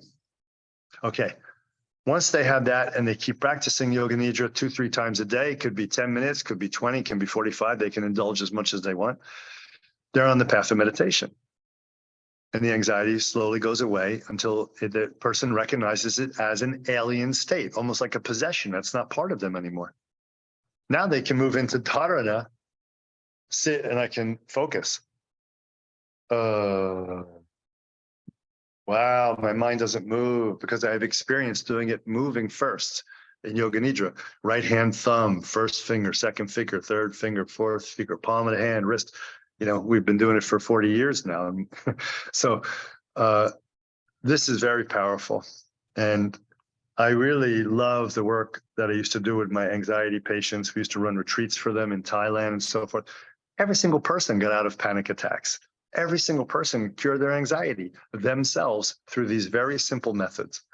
So use that and watch the magic, the miracle of healing, yeah? One by Swellen is about Trataka. It's a practice of focus in one point, regardless of being in present moment awareness of your body and the 5 senses. So she's asking, can you be a disconnected mind, focusing on one point, ignoring the body, ignoring the breath, ignoring, yeah. It's not as productive as having all of them there. So when we performed, this is what I talked about in Norway, for 4 days. We're going to make a little book out of that. That 4 days is becoming a book, maybe my first book to come out, because it's so good and so concise. You're gonna be like, meditation, 60 pages on it. Don't ever need another book. That's it, done. And I'm seriously gonna knock it out this year because I have nothing else to do. I'm a broke yogi with no job. So I'll be sitting up in Maine in the snow writing this book and eating beans. And what you realize is that Tratak is so rich. This is why when people teach, like, okay, just sit and look at the dot, they're just having the mental experience. But this is also why Hatha Yoga is so good. The physical presence is there. There's an awareness of the physical presence. There's awareness of the energetic presence, which is, how do I feel? What is my state of feeling, my bhava? Emotionally, maybe. Gunas, do I feel heavy? Do I feel light? Do I feel wet? Do I feel dry? Do I feel, movement, or do I feel still inside? Do I feel gross? Do I feel subtle? Do I feel cloudy or clear, etc.? All the feeling is there when you're sitting. The bodily presence is there when you're sitting. I know I am sitting, but I don't have to remind myself. I am in the body, right? That kind of tratak is worth 1 million more times merit than the tratak of, I'm staring at a little spot. I'm going to hold that little spot with my mind. I'm going to squeeze my eyes and really get it. I'm not moving off that spot. You don't know you have a body. You don't know you have to go urinate. You don't know you have to, your dog's like peeing on your leg. You have no idea what's going on. This is not the one-pointed awareness that we want, where you lose contact with the universe. That's trance meditation. That is Patanjali yoga. That is classical yoga that sees the body, the mind, and the energy as anathema to realization, as the enemy of getting realized. And you want to go away from that by withdrawing your consciousness inward, your senses inward, and disappear inside into, I don't know what, into some fabricated idea to me of what they think the soul is. This is not tantric yoga. Instead, we're going to be fully present, Sue Ellen, everybody else who's wondering, fully present in that tratak. And you will get so much emphasis on this the first 4 months of our group together, that your mind will be blown with the power of Trataka once it's taught correctly and fully revealed to you. So it's helpful to practice centering beforehand to get this embodiment and then focusing on the dot as well. Beforehand what? Before Trataka. Before what? Well, centering, you love. Centering is Trataka. Centering is Trataka. Yeah, we are very not understanding these processes and the categories and so on, but that's okay. That's good. I'm glad you said like that. Centering practice is a form of dynamic Trataka. It moves around, right? And it includes the body in a more visceral sense, includes the energy in a more visceral sense, includes the senses and so forth. So it's a way of getting hyper present, to have more present moment awareness, and then the Trataka is within that. But then even holding that, if we want to open our eyes and perform Trataka with eyes open, while we keep all that experience current within us, then we have very much PMA, present moment awareness, while we're practicing the Trataka, therefore more benefit. And we're going to go through this that first year. This will be step by step. It's going to be dynamite. Great. There's another question. Yes. But to meditate and get enlightened, wouldn't it be an aspect of ignoring the reality of the body? Wouldn't it be transcendental, ignoring the immanent? I'm not sure if I understand. I don't understand the question. I don't understand the very Neither. first part of it. Gabriela, are you still there? Maybe you can open your mic and clarify. Dr. Gabriela? I'm not sure. Which one is it? We have several. Ei, gente, boa tarde. É porque, né, essa questão da não dualidade, né, de não ignorar o corpo, né, não ser só transcendental. Sentar e meditar não seria ignorar, não seria ignorar essa materialidade, esse, o imanente. So she's asking if to sit and meditate would be denying the body and transcendentalize. Well, what kind of meditation? And what do you mean by that? What are you doing there? Are you denying your body or are you just sitting? Answer? Yeah, I'm waiting to. I want to hear the answer. Não, é que ele estava falando no início sobre, que fala no livro, né? Se você só sentar e meditar e fazer essa prática, conseguir fazer isso, ficar tranquilo, você já está iluminado, mas se você não consegue, você vai cuidar do corpo. Foi nesse momento que eu fiz a pergunta. Ah, tá. So she wrote the question on the chat while you were talking about the four postures that you just sit in there and you get it. And if you don't, then you attend to the body. Meaning that if you sit there and you get realized, it's because you already have perfect awareness, perfect full embodiment, present moment awareness, completely saturated in your body and in your Sambhogakaya energy, your Shakti. So it's already there. That's what they're saying. Now, let me go further with this. There are many different paths of Eastern Dharma, and these different paths use the word meditation in Sanskrit. But these different paths have different ideas of what the result of that path is, what the goal or the fruit, what you will experience at the end of that rainbow is. So let's be very clear. And for those who are students of this work and acharyas in training in here and future acharyas in training in here, please pay attention.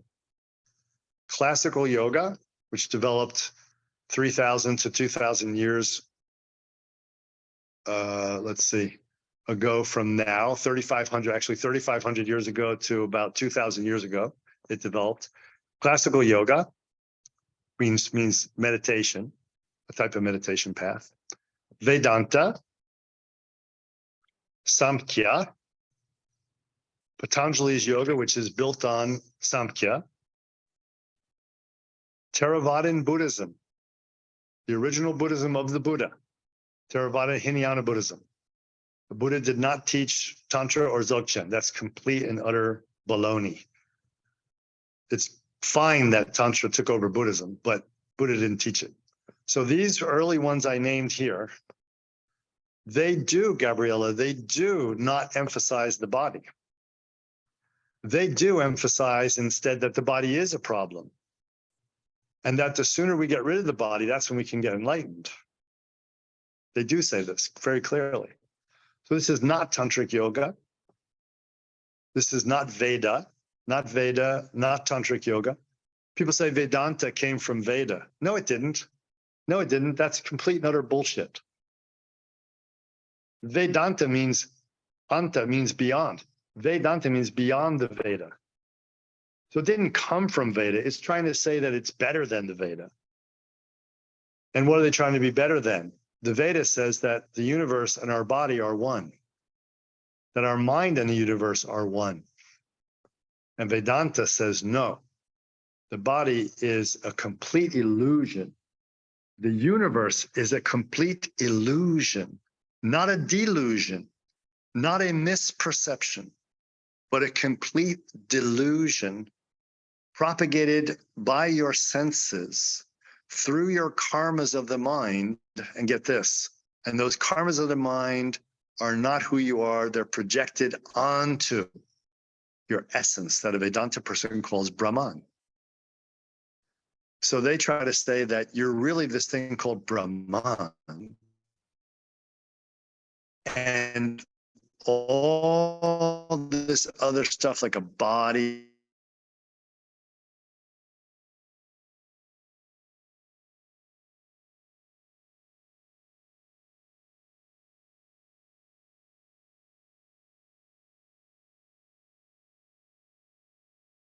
we're going to drop. We got your back. So these groups try to say that everything like the body, the mind, the emotions, your senses, the world itself that your senses perceive is purely a delusion, an illusion, something that doesn't even exist at all. And that you are having a real crazy moment because it's not even here. In fact, your body's not even here. In fact, your thoughts aren't even here. They're trying to say that you live in an utter illusion. We know that that's false. Abhinavagupta and many other great tantric masters said that has no basis in reality, because even if everything we perceive is incorrect because of our conditioning, which they knew quite a lot about, of course, you're not seeing things correctly. No, we're not seeing things at all the way they really are.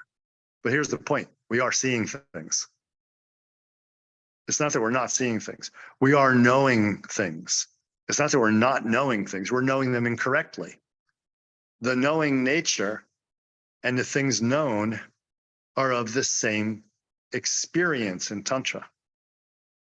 The knowing nature of us that can know, and those things that are known in the things I listed, like Vedanta, Theravada Buddhism, Patanjali, classical yoga, Samkhya, etc., they say they're not the same thing. So we say we're deluded, we're seeing light, we are that light, and when we fully recognize it, it all disappears within us. But it doesn't mean that we're seeing something that is an illusion. It's a delusion of our impure perception, our impure consciousness, the karmas that we've accumulated through countless lifetimes that keep us in samsara. Okay, next question. The next question is it really possible to achieve the fruit of the path practicing exclusively the way of meditation? Yes, it is really possible to achieve the fruit of the path practicing any one of the 5 ways exclusively. They're all inclusive of the view, all the methods and techniques within each one of the 5 ways gives very clear ways to express that view at ever more refined developmental stages. So absolutely, that's the way it is. But like I said earlier, when you get higher up in Kundalini Hatha Yoga, way of fire, you start practicing way of meditation. It's just you're doing it from a Kundalini Hatha Yoga perspective now. And with that basis, which makes it very vital, very powerful. When you get up higher in way of meditation, you may be taking on a mantra practice. And that then is way of water, way of devotions. Oh my God, that's crossing over. You may start to use some breath in a channel as this matter meditation. Oh, that's Kriya Yoga, that's way of water again. So the strict definitions of each of the 5 ways, they don't stay in their little basket and don't overlap. They overlap. It's an intention and a specific way of organizing the teachings where they share the same view and they may share 20% of the same techniques or up to 70% of the same techniques. The one that shares the least amount of techniques with the others is way of the warrior. It shares the most amount of technique with way of meditation. And yet it shares almost nothing else with the other ones. See? So, good.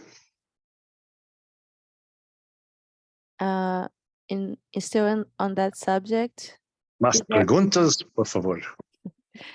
Is there different types of enlightenment, like one more mental, other more embodied?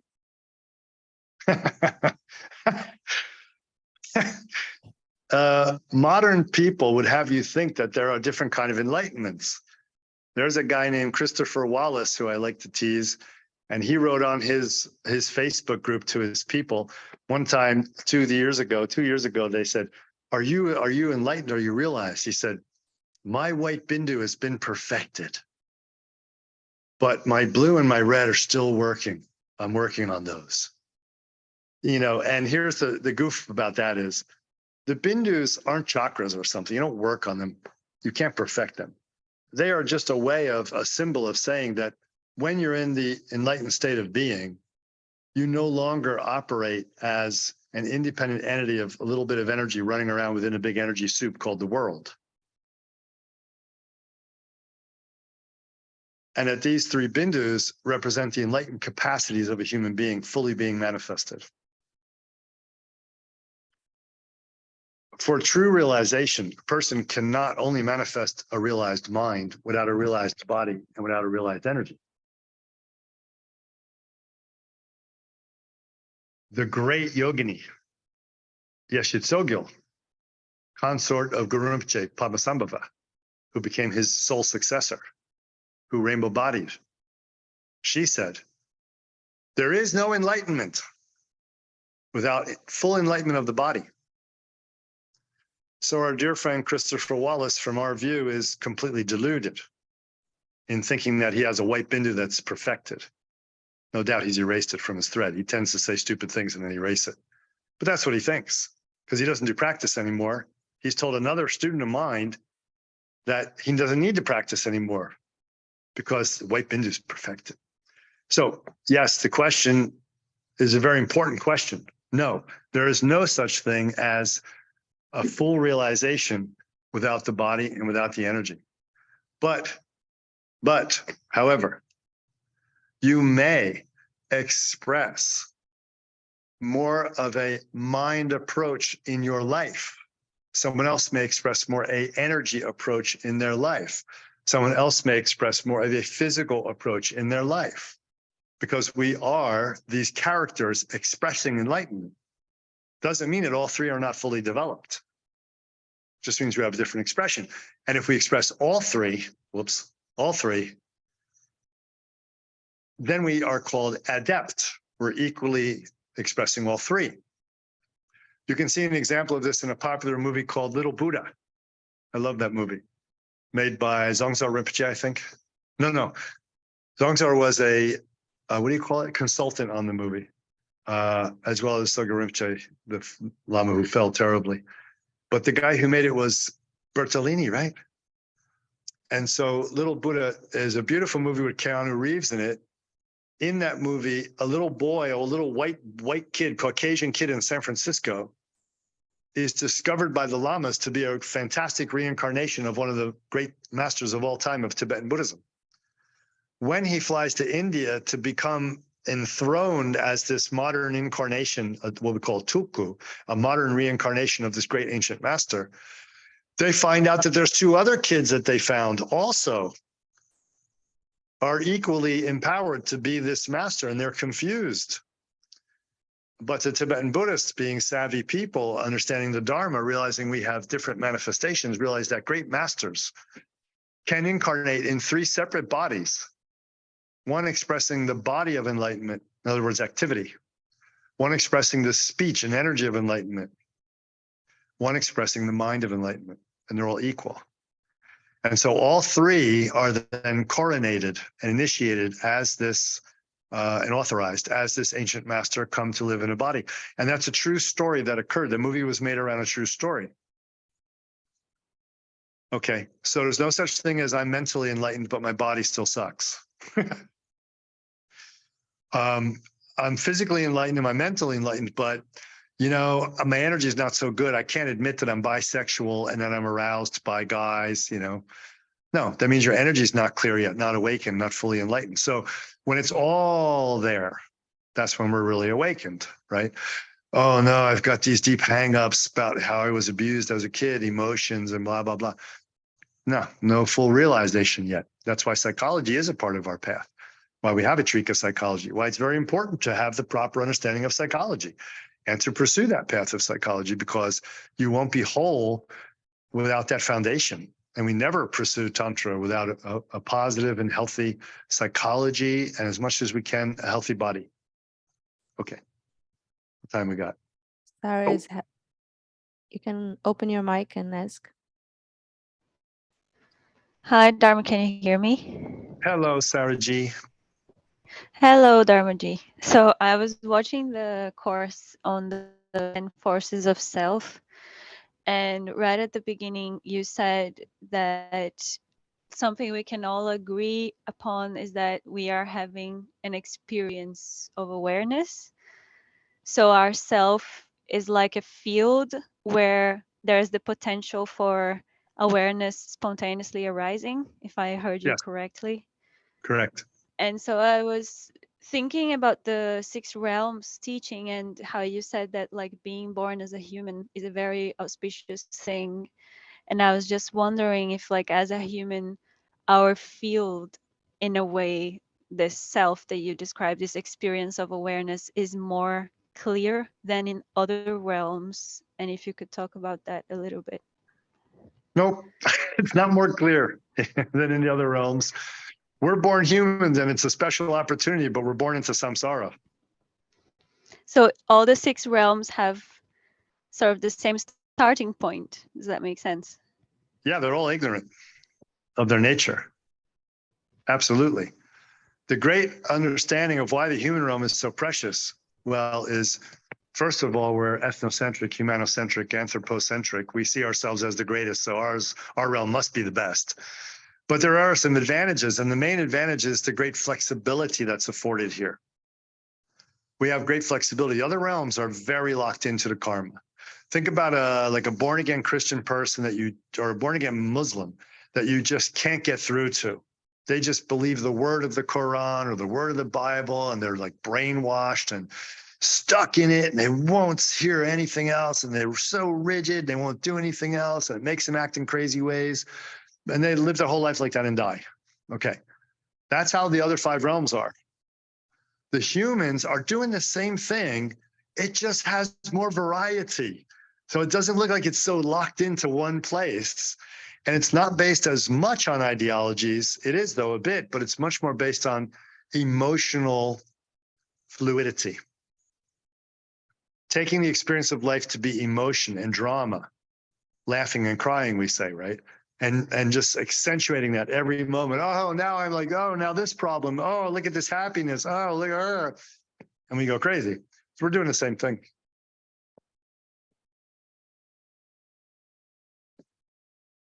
But we're here. The great teachings have come here. The teachings exist in the demon realm. They exist in the ghost realm. They exist in the Titan realm. But it's very rare that those people get out of their rigidity to seek those teachings, you see, those beings. But every now and then, a being gets enlightened from the demon realm, from the ghost realm, from the Titan realm, from the God realm. Those enlightened What about gods the animal we realm? work with. Huh? What about the animal realm? That's something I always wanted to ask, actually. Well, we're going off topic a little bit, but that's okay. The animal realm, in my understanding, it doesn't pertain so much to animals on this planet as it pertains to conscious beings by birth who choose very much to ignore that consciousness. Alan Watts wrote a great book on that. I'll be damned if I can remember the title just as I said that. I was just reading it again the other day. Alan Watts wrote a wonderful book on that, where he talked about the latest obsession that we have is no longer with whatever it was in the 20s, 30s, 40s. A latest obsession that we have is in denying our consciousness. That's our obsession, is now to deny our consciousness. We've moved fully from the human realm doing the human realm into the human realm doing the animal realm. Because religion is out. Psychology's in, and that's not really consciousness. It's more like intellect, actually. And not everybody's into psychology either, so it's still kind of out. Very interesting book. You should read it. I wish I could remember the name. But you'll see. It's a small book, maybe like 50, 70 pages. So yeah, here we are.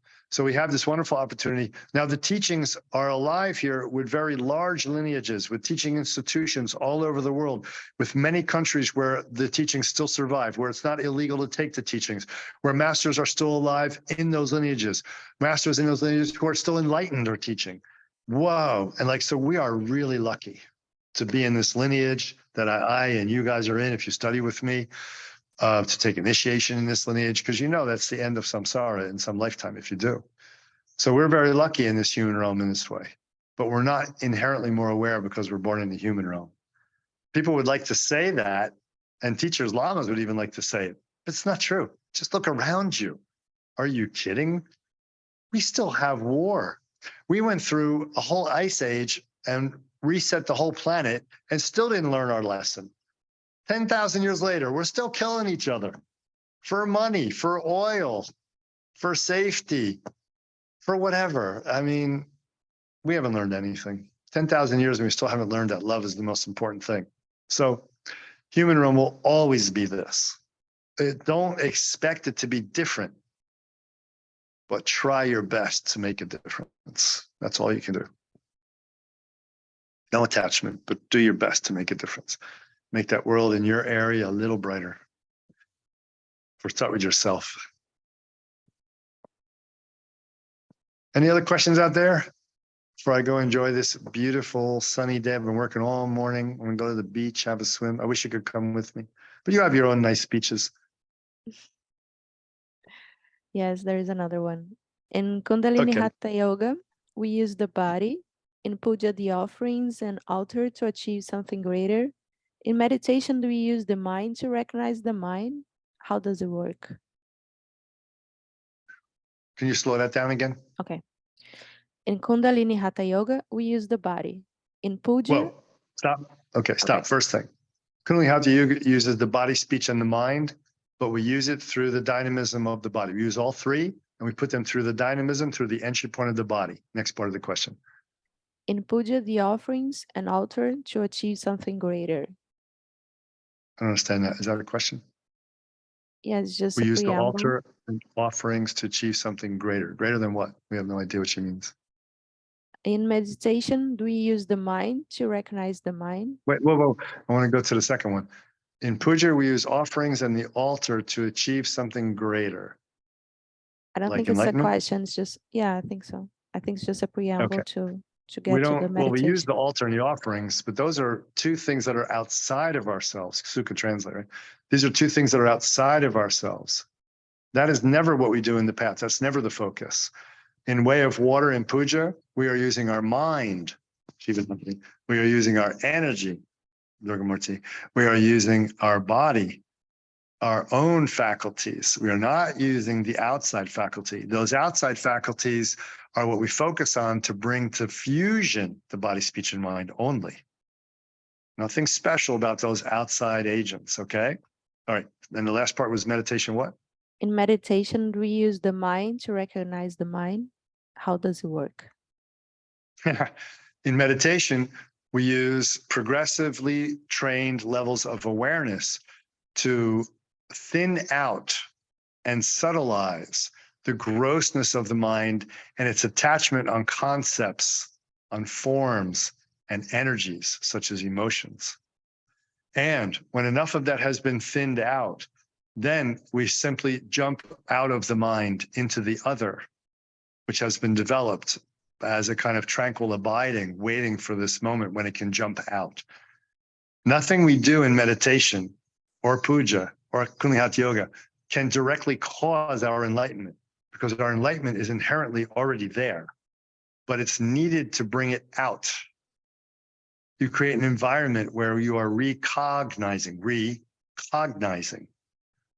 what is already there, and through that recognition process, it is refined. What is already there as your own essence that you identify with is refined. We always call it, you have milk in your heart. Everybody has milk. Everybody has the potential to be a Buddha. That's the milk. But we have to make butter. Butter comes out of the milk. It's the essence of the milk. Couldn't get the milk without the butter. The butter without the milk. Couldn't get the butter without the milk. But we have to do the work to bring the butter out of the milk. Just saying I'm a potential Buddha, then you die ignorant. You have to do the work. Okay. Any more? Yes. You want to win some more? Does practicing only one technique the whole life, like transcendental meditation, vipassana, or mindfulness, for example, leads to enlightenment? Does practicing one technique lead to enlightenment?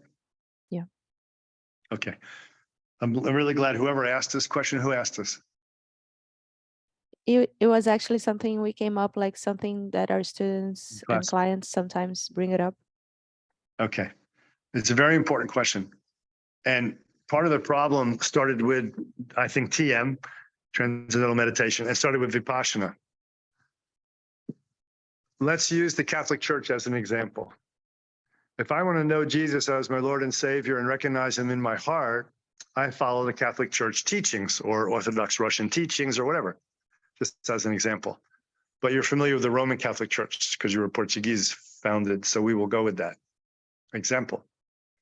So, okay, when I go into the Catholic Church, first my right hand dips into a little water, before I go through the door, and I make the sign of the cross on my body, and then I step through the gateway into the temple, the sacred temple of the church. Then I go down the center and I find where I want to sit, and I do what's called in English genuflection. Do you have that? Genuflexion? No. I kneel down on my right foot, I bend my head, and again, I do sign of the cross. I stand up and I move into the chair and sit down. Okay, what if and then I do church and I go home, get the Eucharist, Holy Bread, and go home. What if I take out the kneeling down bit and I go, that's a really good thing. I feel all my energy come alive when I do that, kneeling down and making the sign of the cross. So what if I take that out and do thousands of that a day? And I do that for 20 years. You think I'll know Jesus? No, you'll never know Jesus like that. That's stupid, because you're just doing a technique thinking that that's the fruit.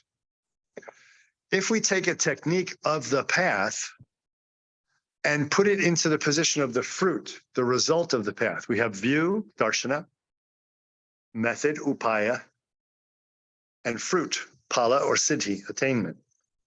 If I take the method, kneeling, and I put it over here and say, that's the fruit, that'll get me to Jesus, I'm a bit stupid, because the method is supposed to express the view, which is over here. That is just part of the entire path, one of the methods. It doesn't in total, or it doesn't in solitary or singularness express the fruit or attainment of Jesus. So none of these single technique paths work. I'll tell you right now. Oh, I'm a bhakti yogin. All I do is surrender all day to the mother, blah, blah, blah, blah, blah. You'll get to stage 6. But you won't get any more. You won't become realized. Oh, I do Theravada Buddhism, and I do Vipassana and Shamatha, and I'm so fucking good at it. I do 108-day retreats. I'm amazing. You got to see me go. I can stay aware all day long, all day. You'll never realize your nature. No, you won't get realized. You won't get past stage 5. None of these things. TM, I got initiated to the super sacred secret mantra that works only for my constitution and my mind.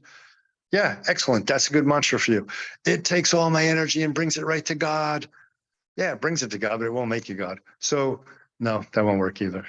So all these singular methods, they don't work. We need a view, method, and fruit, a comprehensive path. It need not be complex. It could be Zen, the most streamlined of all Dharma paths. Or it could be Tantra, Shakta Tantra, one of the most elaborated, proliferative, like we have, where we have like 20 paths in one. We are way of Vajra, way of the poisons, way of sleep and dream, way of the warrior, way of fire, way of water, way of meditation. We got so many ways of mirror consort. Because they say, as many as there are people, we have to have a way. And as many as there are ways, there must be emphasis on certain techniques that are right for people in that way, only to attain the fruit, not to make the idea that the practice is the attainment. The goal is the path, and the path is the goal.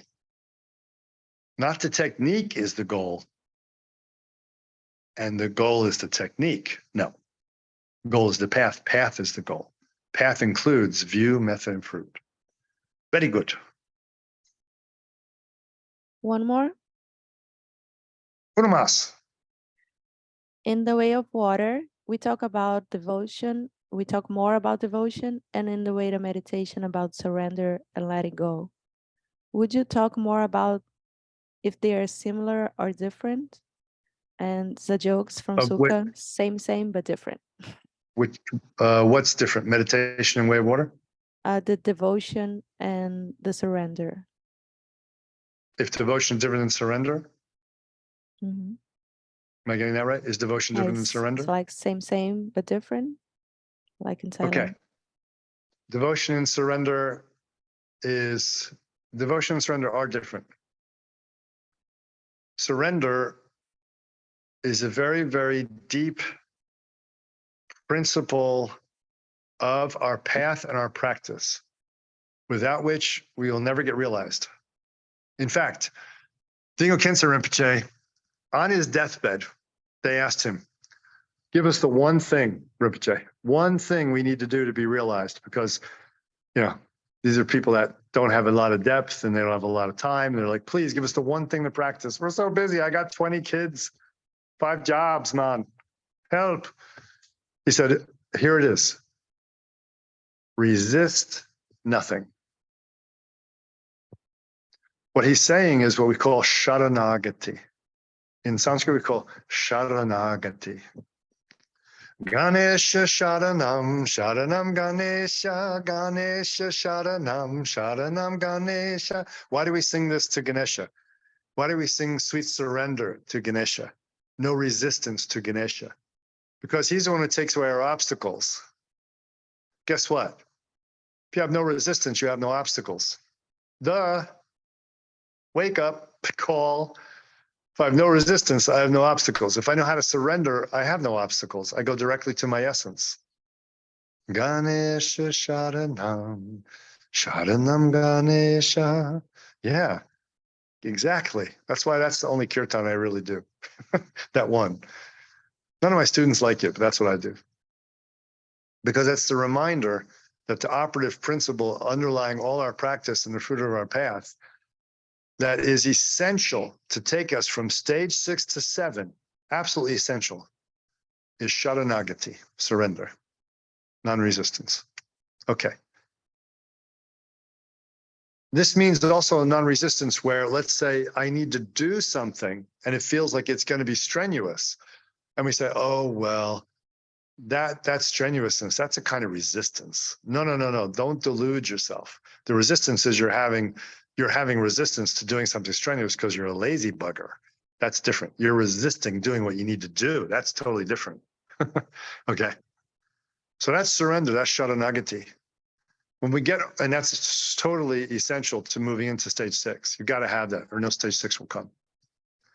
This is why, of course, there's so much surrender emphasized in the Hindu Dharma, in the Tibetan Buddhist Dharma, in the Bumpo Dharma. You have to completely surrender your mind, your ego to the guru, to the lama, to the lineage master's flow of grace, because otherwise you're like a bottle with the top on, no grace can enter. Devotion is different. Devotion is the conscious generation of unconditional, to whatever degree you can, unconditional love and gratitude and connection. A unmediated, unfiltered, immediate connection. And what we say in English, an immediacy. Immediation? An immediacy of oneness with that you are devoting to. What are you devoting to in the Dharma tradition? An icon of essence. What is the primary icon of essence to devote to in the Dharma tradition? Your guru or your lama. She or he represents essence in a live form. Holy smokes. Enlightenment is sitting in front of me in a live form. I am so lucky. I have love and gratitude for that being, for the fact that they give me any time and energy, for the gratitude that I'm in such a position. I'm so lucky with this healthy enough human body, healthy enough mind in a country where it's allowed to be practiced, and I can find that person. I can make enough money to go fly where they are. Yeah. This is devotion. Oh my God, they even come to my country. Pure generation of a loving, non-conditional connection, unconditional loving connection and gratitude to that icon of essence represented by the person, and then all the things that the person introduces you to as other points of refuge from samsara, other points of devotion, all emanating from that lama or that guru, though. That's the point. The deity, the text, the oral teachings, the stupa, the temple, sacred objects. Like I have sacred objects from my guru. I have a huge turquoise mala with balls this big of turquoise, you guys know, that Rudy used to wear. I have a trishul, a trident that Swamiji used to use in all of his ceremonies to invoke Lord Trembakeshwar, Shiva's third eye god, the god of when Shiva represents as the third eye of wisdom. he would use that. So I have many. So I have all these, right? They mean nothing without the guru or lama behind them. I have things from holiness he gave me. They mean nothing without holiness behind them, without my love and devotion for holiness. Unconditional for Swamiji, Naranjan, and holiness. And I went to fanatic levels with that, because what is seen as fanaticism in the regular world is seen as in the Dharma world as perfect sanity. Nothing else makes sense. Of course, I want to be absolutely in love and receive the grace of that love back from my guru that helps me know my true nature. Of course. And I don't want to ever get sidetracked thinking it comes from somewhere else, the objects of the puja or a text or the world itself or something. Until I'm realized it's the guru. Virupaksha gave a teaching to his students, and he said, the famous Mahasiddha of our tradition, Virupaksha, who is very close for us, one of our great Mahasiddhas who guides us, our particular lineage.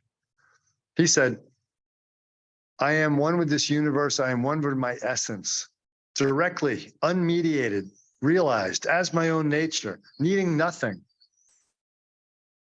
And yet I still revere my guru and hold him above my head. So it's this weird juxtaposition that we have to get over. Does non-duality encompass duality? Can I hold the guru over my head while I know my true nature? Are they not one and the same? If you don't recognize that they're one and the same, you haven't been realized, actually. If you don't realize that the real nature in your heart that you recognize as Shiva is the same as your guru, you don't realize it. You don't get it. Puja was happening. Yeshit Tsogil was attending a puja led by Guru Rinpoche, her tantric master in Tibet. And she was his number one disciple. She was starting to get it. She was starting to get enlightened. And the whole puja ended. And the 25-person kula, they have 25 people they had in their kula. 25 people. 24 students bowed to the deity in the kumbha, where the coconut sits. That's the object of puja. They bowed to the kumbha, where the deity is, which is what you're supposed to do by puja. Rules. Because you're supposed to get the blessings of the deity. Yeshit Tsogil didn't. As soon as the part for bowing came up, we call pradakshina, circumambulating and bowing, she immediately turned to Guru Rinpoche, fell face first in the dirt, put her hands out, touched his feet, and then touched her head, and then touched her heart and stood up. All the other students were embarrassed to not realize and remember that Guru Rinpoche, their guru, was the source of any deity. And though you can go through the proforma of the puja to put yourself into that state of recognition, she was the only one who really remembered in the moment the true nature, that her true nature was the same true nature as Padmasambhava. And without contact with him, it never would have happened, you see. So devotion and surrender are not the same. It's not mungan, same. My mungan. So in Thailand, we say, mungan, my mungan. Same, but different. But this is not true. Not true. So the truth is they're very different, but extremely important principles, ways of life, ways that guide your practice. They must be there and we must cultivate them, because your mind, your body, your strength, your willpower, all those great things, your intellect, your dedication to the practice, your sacrifices will take you to the end of stage 5. And there in front of you at stage 5 is a long footbridge made of hair, woven hair, stretching across the whole valley I'm looking at to the mountain on the other side. Underneath it is a really big fire. At any moment, that fire comes up and that hair bridge just, and you fall down in the fire. You have to get across that bridge from stage 5 into stage 6. The only way to do that is true surrender and true devotion. You make it across the bridge of hair, across the chasm of fire, as it's said in the ancient yoga teachings and in Sufism. You make it across that, you get into 7. You'll get into 6. Once you're in 6, It's a rapid relaxation directly into your nature. It's like an unfolding. It happens naturally, automatically, and super powerful, because no one can take your guru or lama from your heart ever again, because you know through unconditional love that they are really you. This probably scare all the people in tea time, but I never care what my guru or lama ask from me. I don't care. I'm a cult member. I was a cult member. I was a cult member of their love for me, their compassion for me, their patience for me, this rascal who used to make them go crazy asking questions and keeping them up all night doing practices. And yeah, I'm in that cult of love and devotion to people who were dedicated to getting me realized. That's Tantra, cult of love and devotion. Now, if you're with a bad teacher, they're going to use you and hurt you. But that we have to figure out first before we give love and devotion. But once we figure it out, there should be no boundary, no barrier. So when in the ancient days, there was no of this kind of understanding that sex is bad or sex between teacher and student is bad. None of that stuff existed. And sex was one of the main ways to express this unconditional, free, spontaneous experience of the mind, of the nature of mind, of your essence. What more could be more spontaneous, a full body, speech, mind representation of sexual play together during a ritualized sacred format where everybody was free to experience this together, and how beautiful and intimate it was with the teacher who was opposite sex of the student. Let's go back to Yeshe Tsogyal again, the great master female who was a Dakini, incarnated and studied with Padmasambhava, got realized. Then she was having the sex with her male students. It happens polar-wise. And, it's interesting in her book, some of the students got it and some didn't. Some were like, well, that was sex anyway. And she's like, you idiot. You had a chance to enter into the divine mandala of true realization through me sharing my body with you. Like, how intimate could you get? My central channels in my body was connected to your central channel. Stupid boy, she says. Don't be so familiar with me. You see me as a woman. You should see me as the icon of essence that you were merged with, right? So it was his deficiency. You can read the book yourself. It's fantastic. And we know from the book that other people didn't see it that way and got fantastically realized. That is the ancient way of Tantra, which we don't do anymore, because in this modern society, people will put you in jail for that, even if you have good intention, even if both people have good intention. So then we have to find a way to reach through the surrender, the sharanagati, through the devotion, bhakti. We have to reach through those in our energy through service. So I do seva. I work hard and I gave money to my gurus. I did physical labor for my gurus. I fixed stuff at my guru's place. I bought 100 bicycles and gave them to the local villagers so they could go to my guru's teachings. I took over the kitchen for a month and taught them how to do all Ayurvedic cooking for dosha, so the students in the ashrams didn't have bad health anymore from the vata deranging farty bean food they served. I re-engineered the entire water system for the monastery, Menri Monastery. I just do stuff like this because I can't make love with my teachers. First of all, they were men, so it doesn't work in this tradition this way. They would, in the ancient times, their top student who was female would do it with me. That doesn't exist anymore. So now I do through loving service, loving devotion, giving money, doing jobs for them. I bodyguarded Satyananda. I helped with holiness in many physical ways. With my Lama, I was his, crutches. I was his crutches. So I would hold my arm in a strong position and he would put his two arms on my arm and we would walk very slowly. It would take 2 hours to walk around the monastery and come back. That was his daily walk. So I gave my body in service like that to him. I gave him massage. I gave him chiropractic adjustments. My wife gave him acupuncture. See, so nowadays we have to find other ways, but most importantly, these outer ways have to reflect a purity. Everybody listen, this is not you think you're going to get something back. This is pure love, pure devotion, pure gratitude. I get nothing back. I don't care if my teacher ever gives me anything. I give. That's what puts me into stage 6, without thought of myself and what I get. And I never let their experience in my mind, heart leave me. Then when I do all these outer things, they have to be pure from that motive. If they're not pure from that motive, they're poison. I watched Satchidananda and Holiness reject many gifts from people because they weren't pure from the heart. I watched them test with that. I gave a $10,000 watch to Swami Niranjan one time. The very next day I'm at the ashram, I see the guy, the lowest guy in the whole ashram, the sweeping man, not even a devotee, the sweeping man. He's sweeping the dirt of the whole place. And he's got the watch on, gold diamond encrusted watch that I gave because I had a big jewelry company at that time.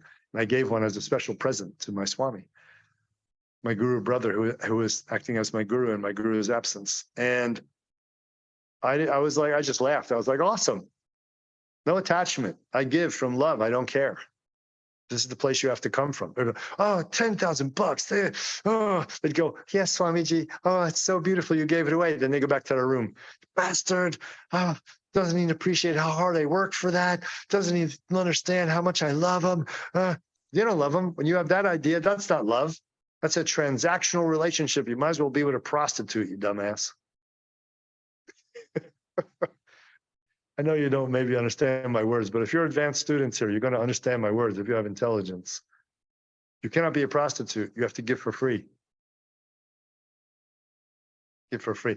You know, when Mary Magdalene was in love with Jesus and she was his tantric consort, she said, you know, the Jesus Christ Superstar movie and the album has, I don't know how to love him. It's in the Bible. She's like, I don't know how to love him because it's not for money. And he's going to give me something that I don't even understand what it is. He's going to give me my own nature. Jesus is going to show me my own nature. What the hell? I don't know how to love him. I don't know how to give what's required for that. And Jesus said, you do already. Your heart is pure. Doesn't matter you sleep with men. You can wash my feet.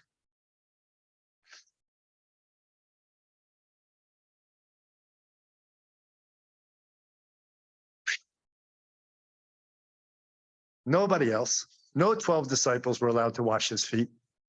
Mary Magdalene, the prostitute, she was the pure one and put the scented oil on his feet. So, yeah, we need to learn devotion. That's how we go through stage 6 to 7, okay? Okay.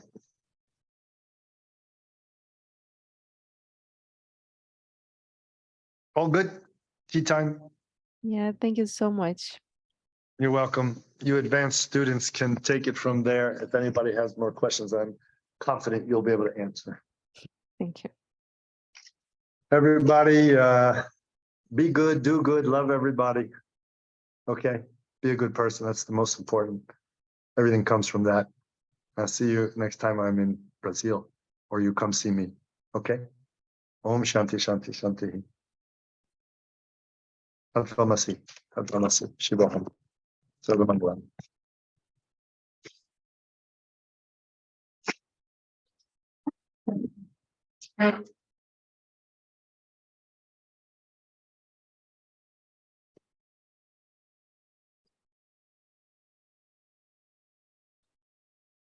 Obrigada pela presença de todos vocês. Valeu esperar, né? E a gente estará junto no próximo sábado, às 9 da manhã, quem quiser meditar conosco. E o próximo Chá de Dharma, às 4 da tarde, semana que vem, na segunda-feira. Obrigada pelas todas as perguntas. Foi um encontro muito especial. Vocês querem tirar uma foto?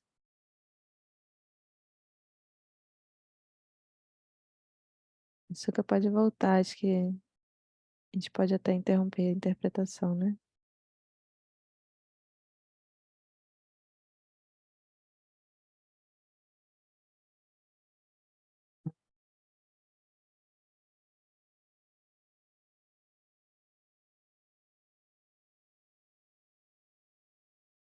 Querem abrir as câmeras para a gente tirar uma fotinho?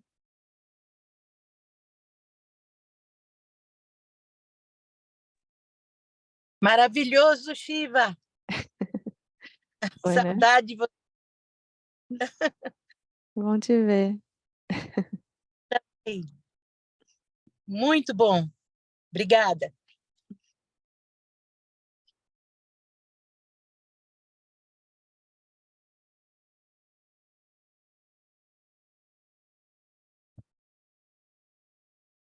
Suca, você tá falando, mas eu não tô te ouvindo.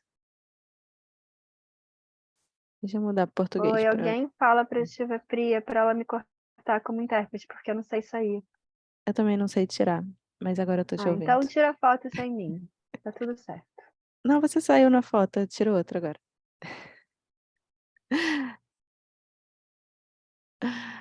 Muito bom ver a carinha de vocês.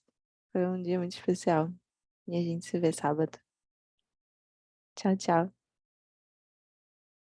Tchau, tchau.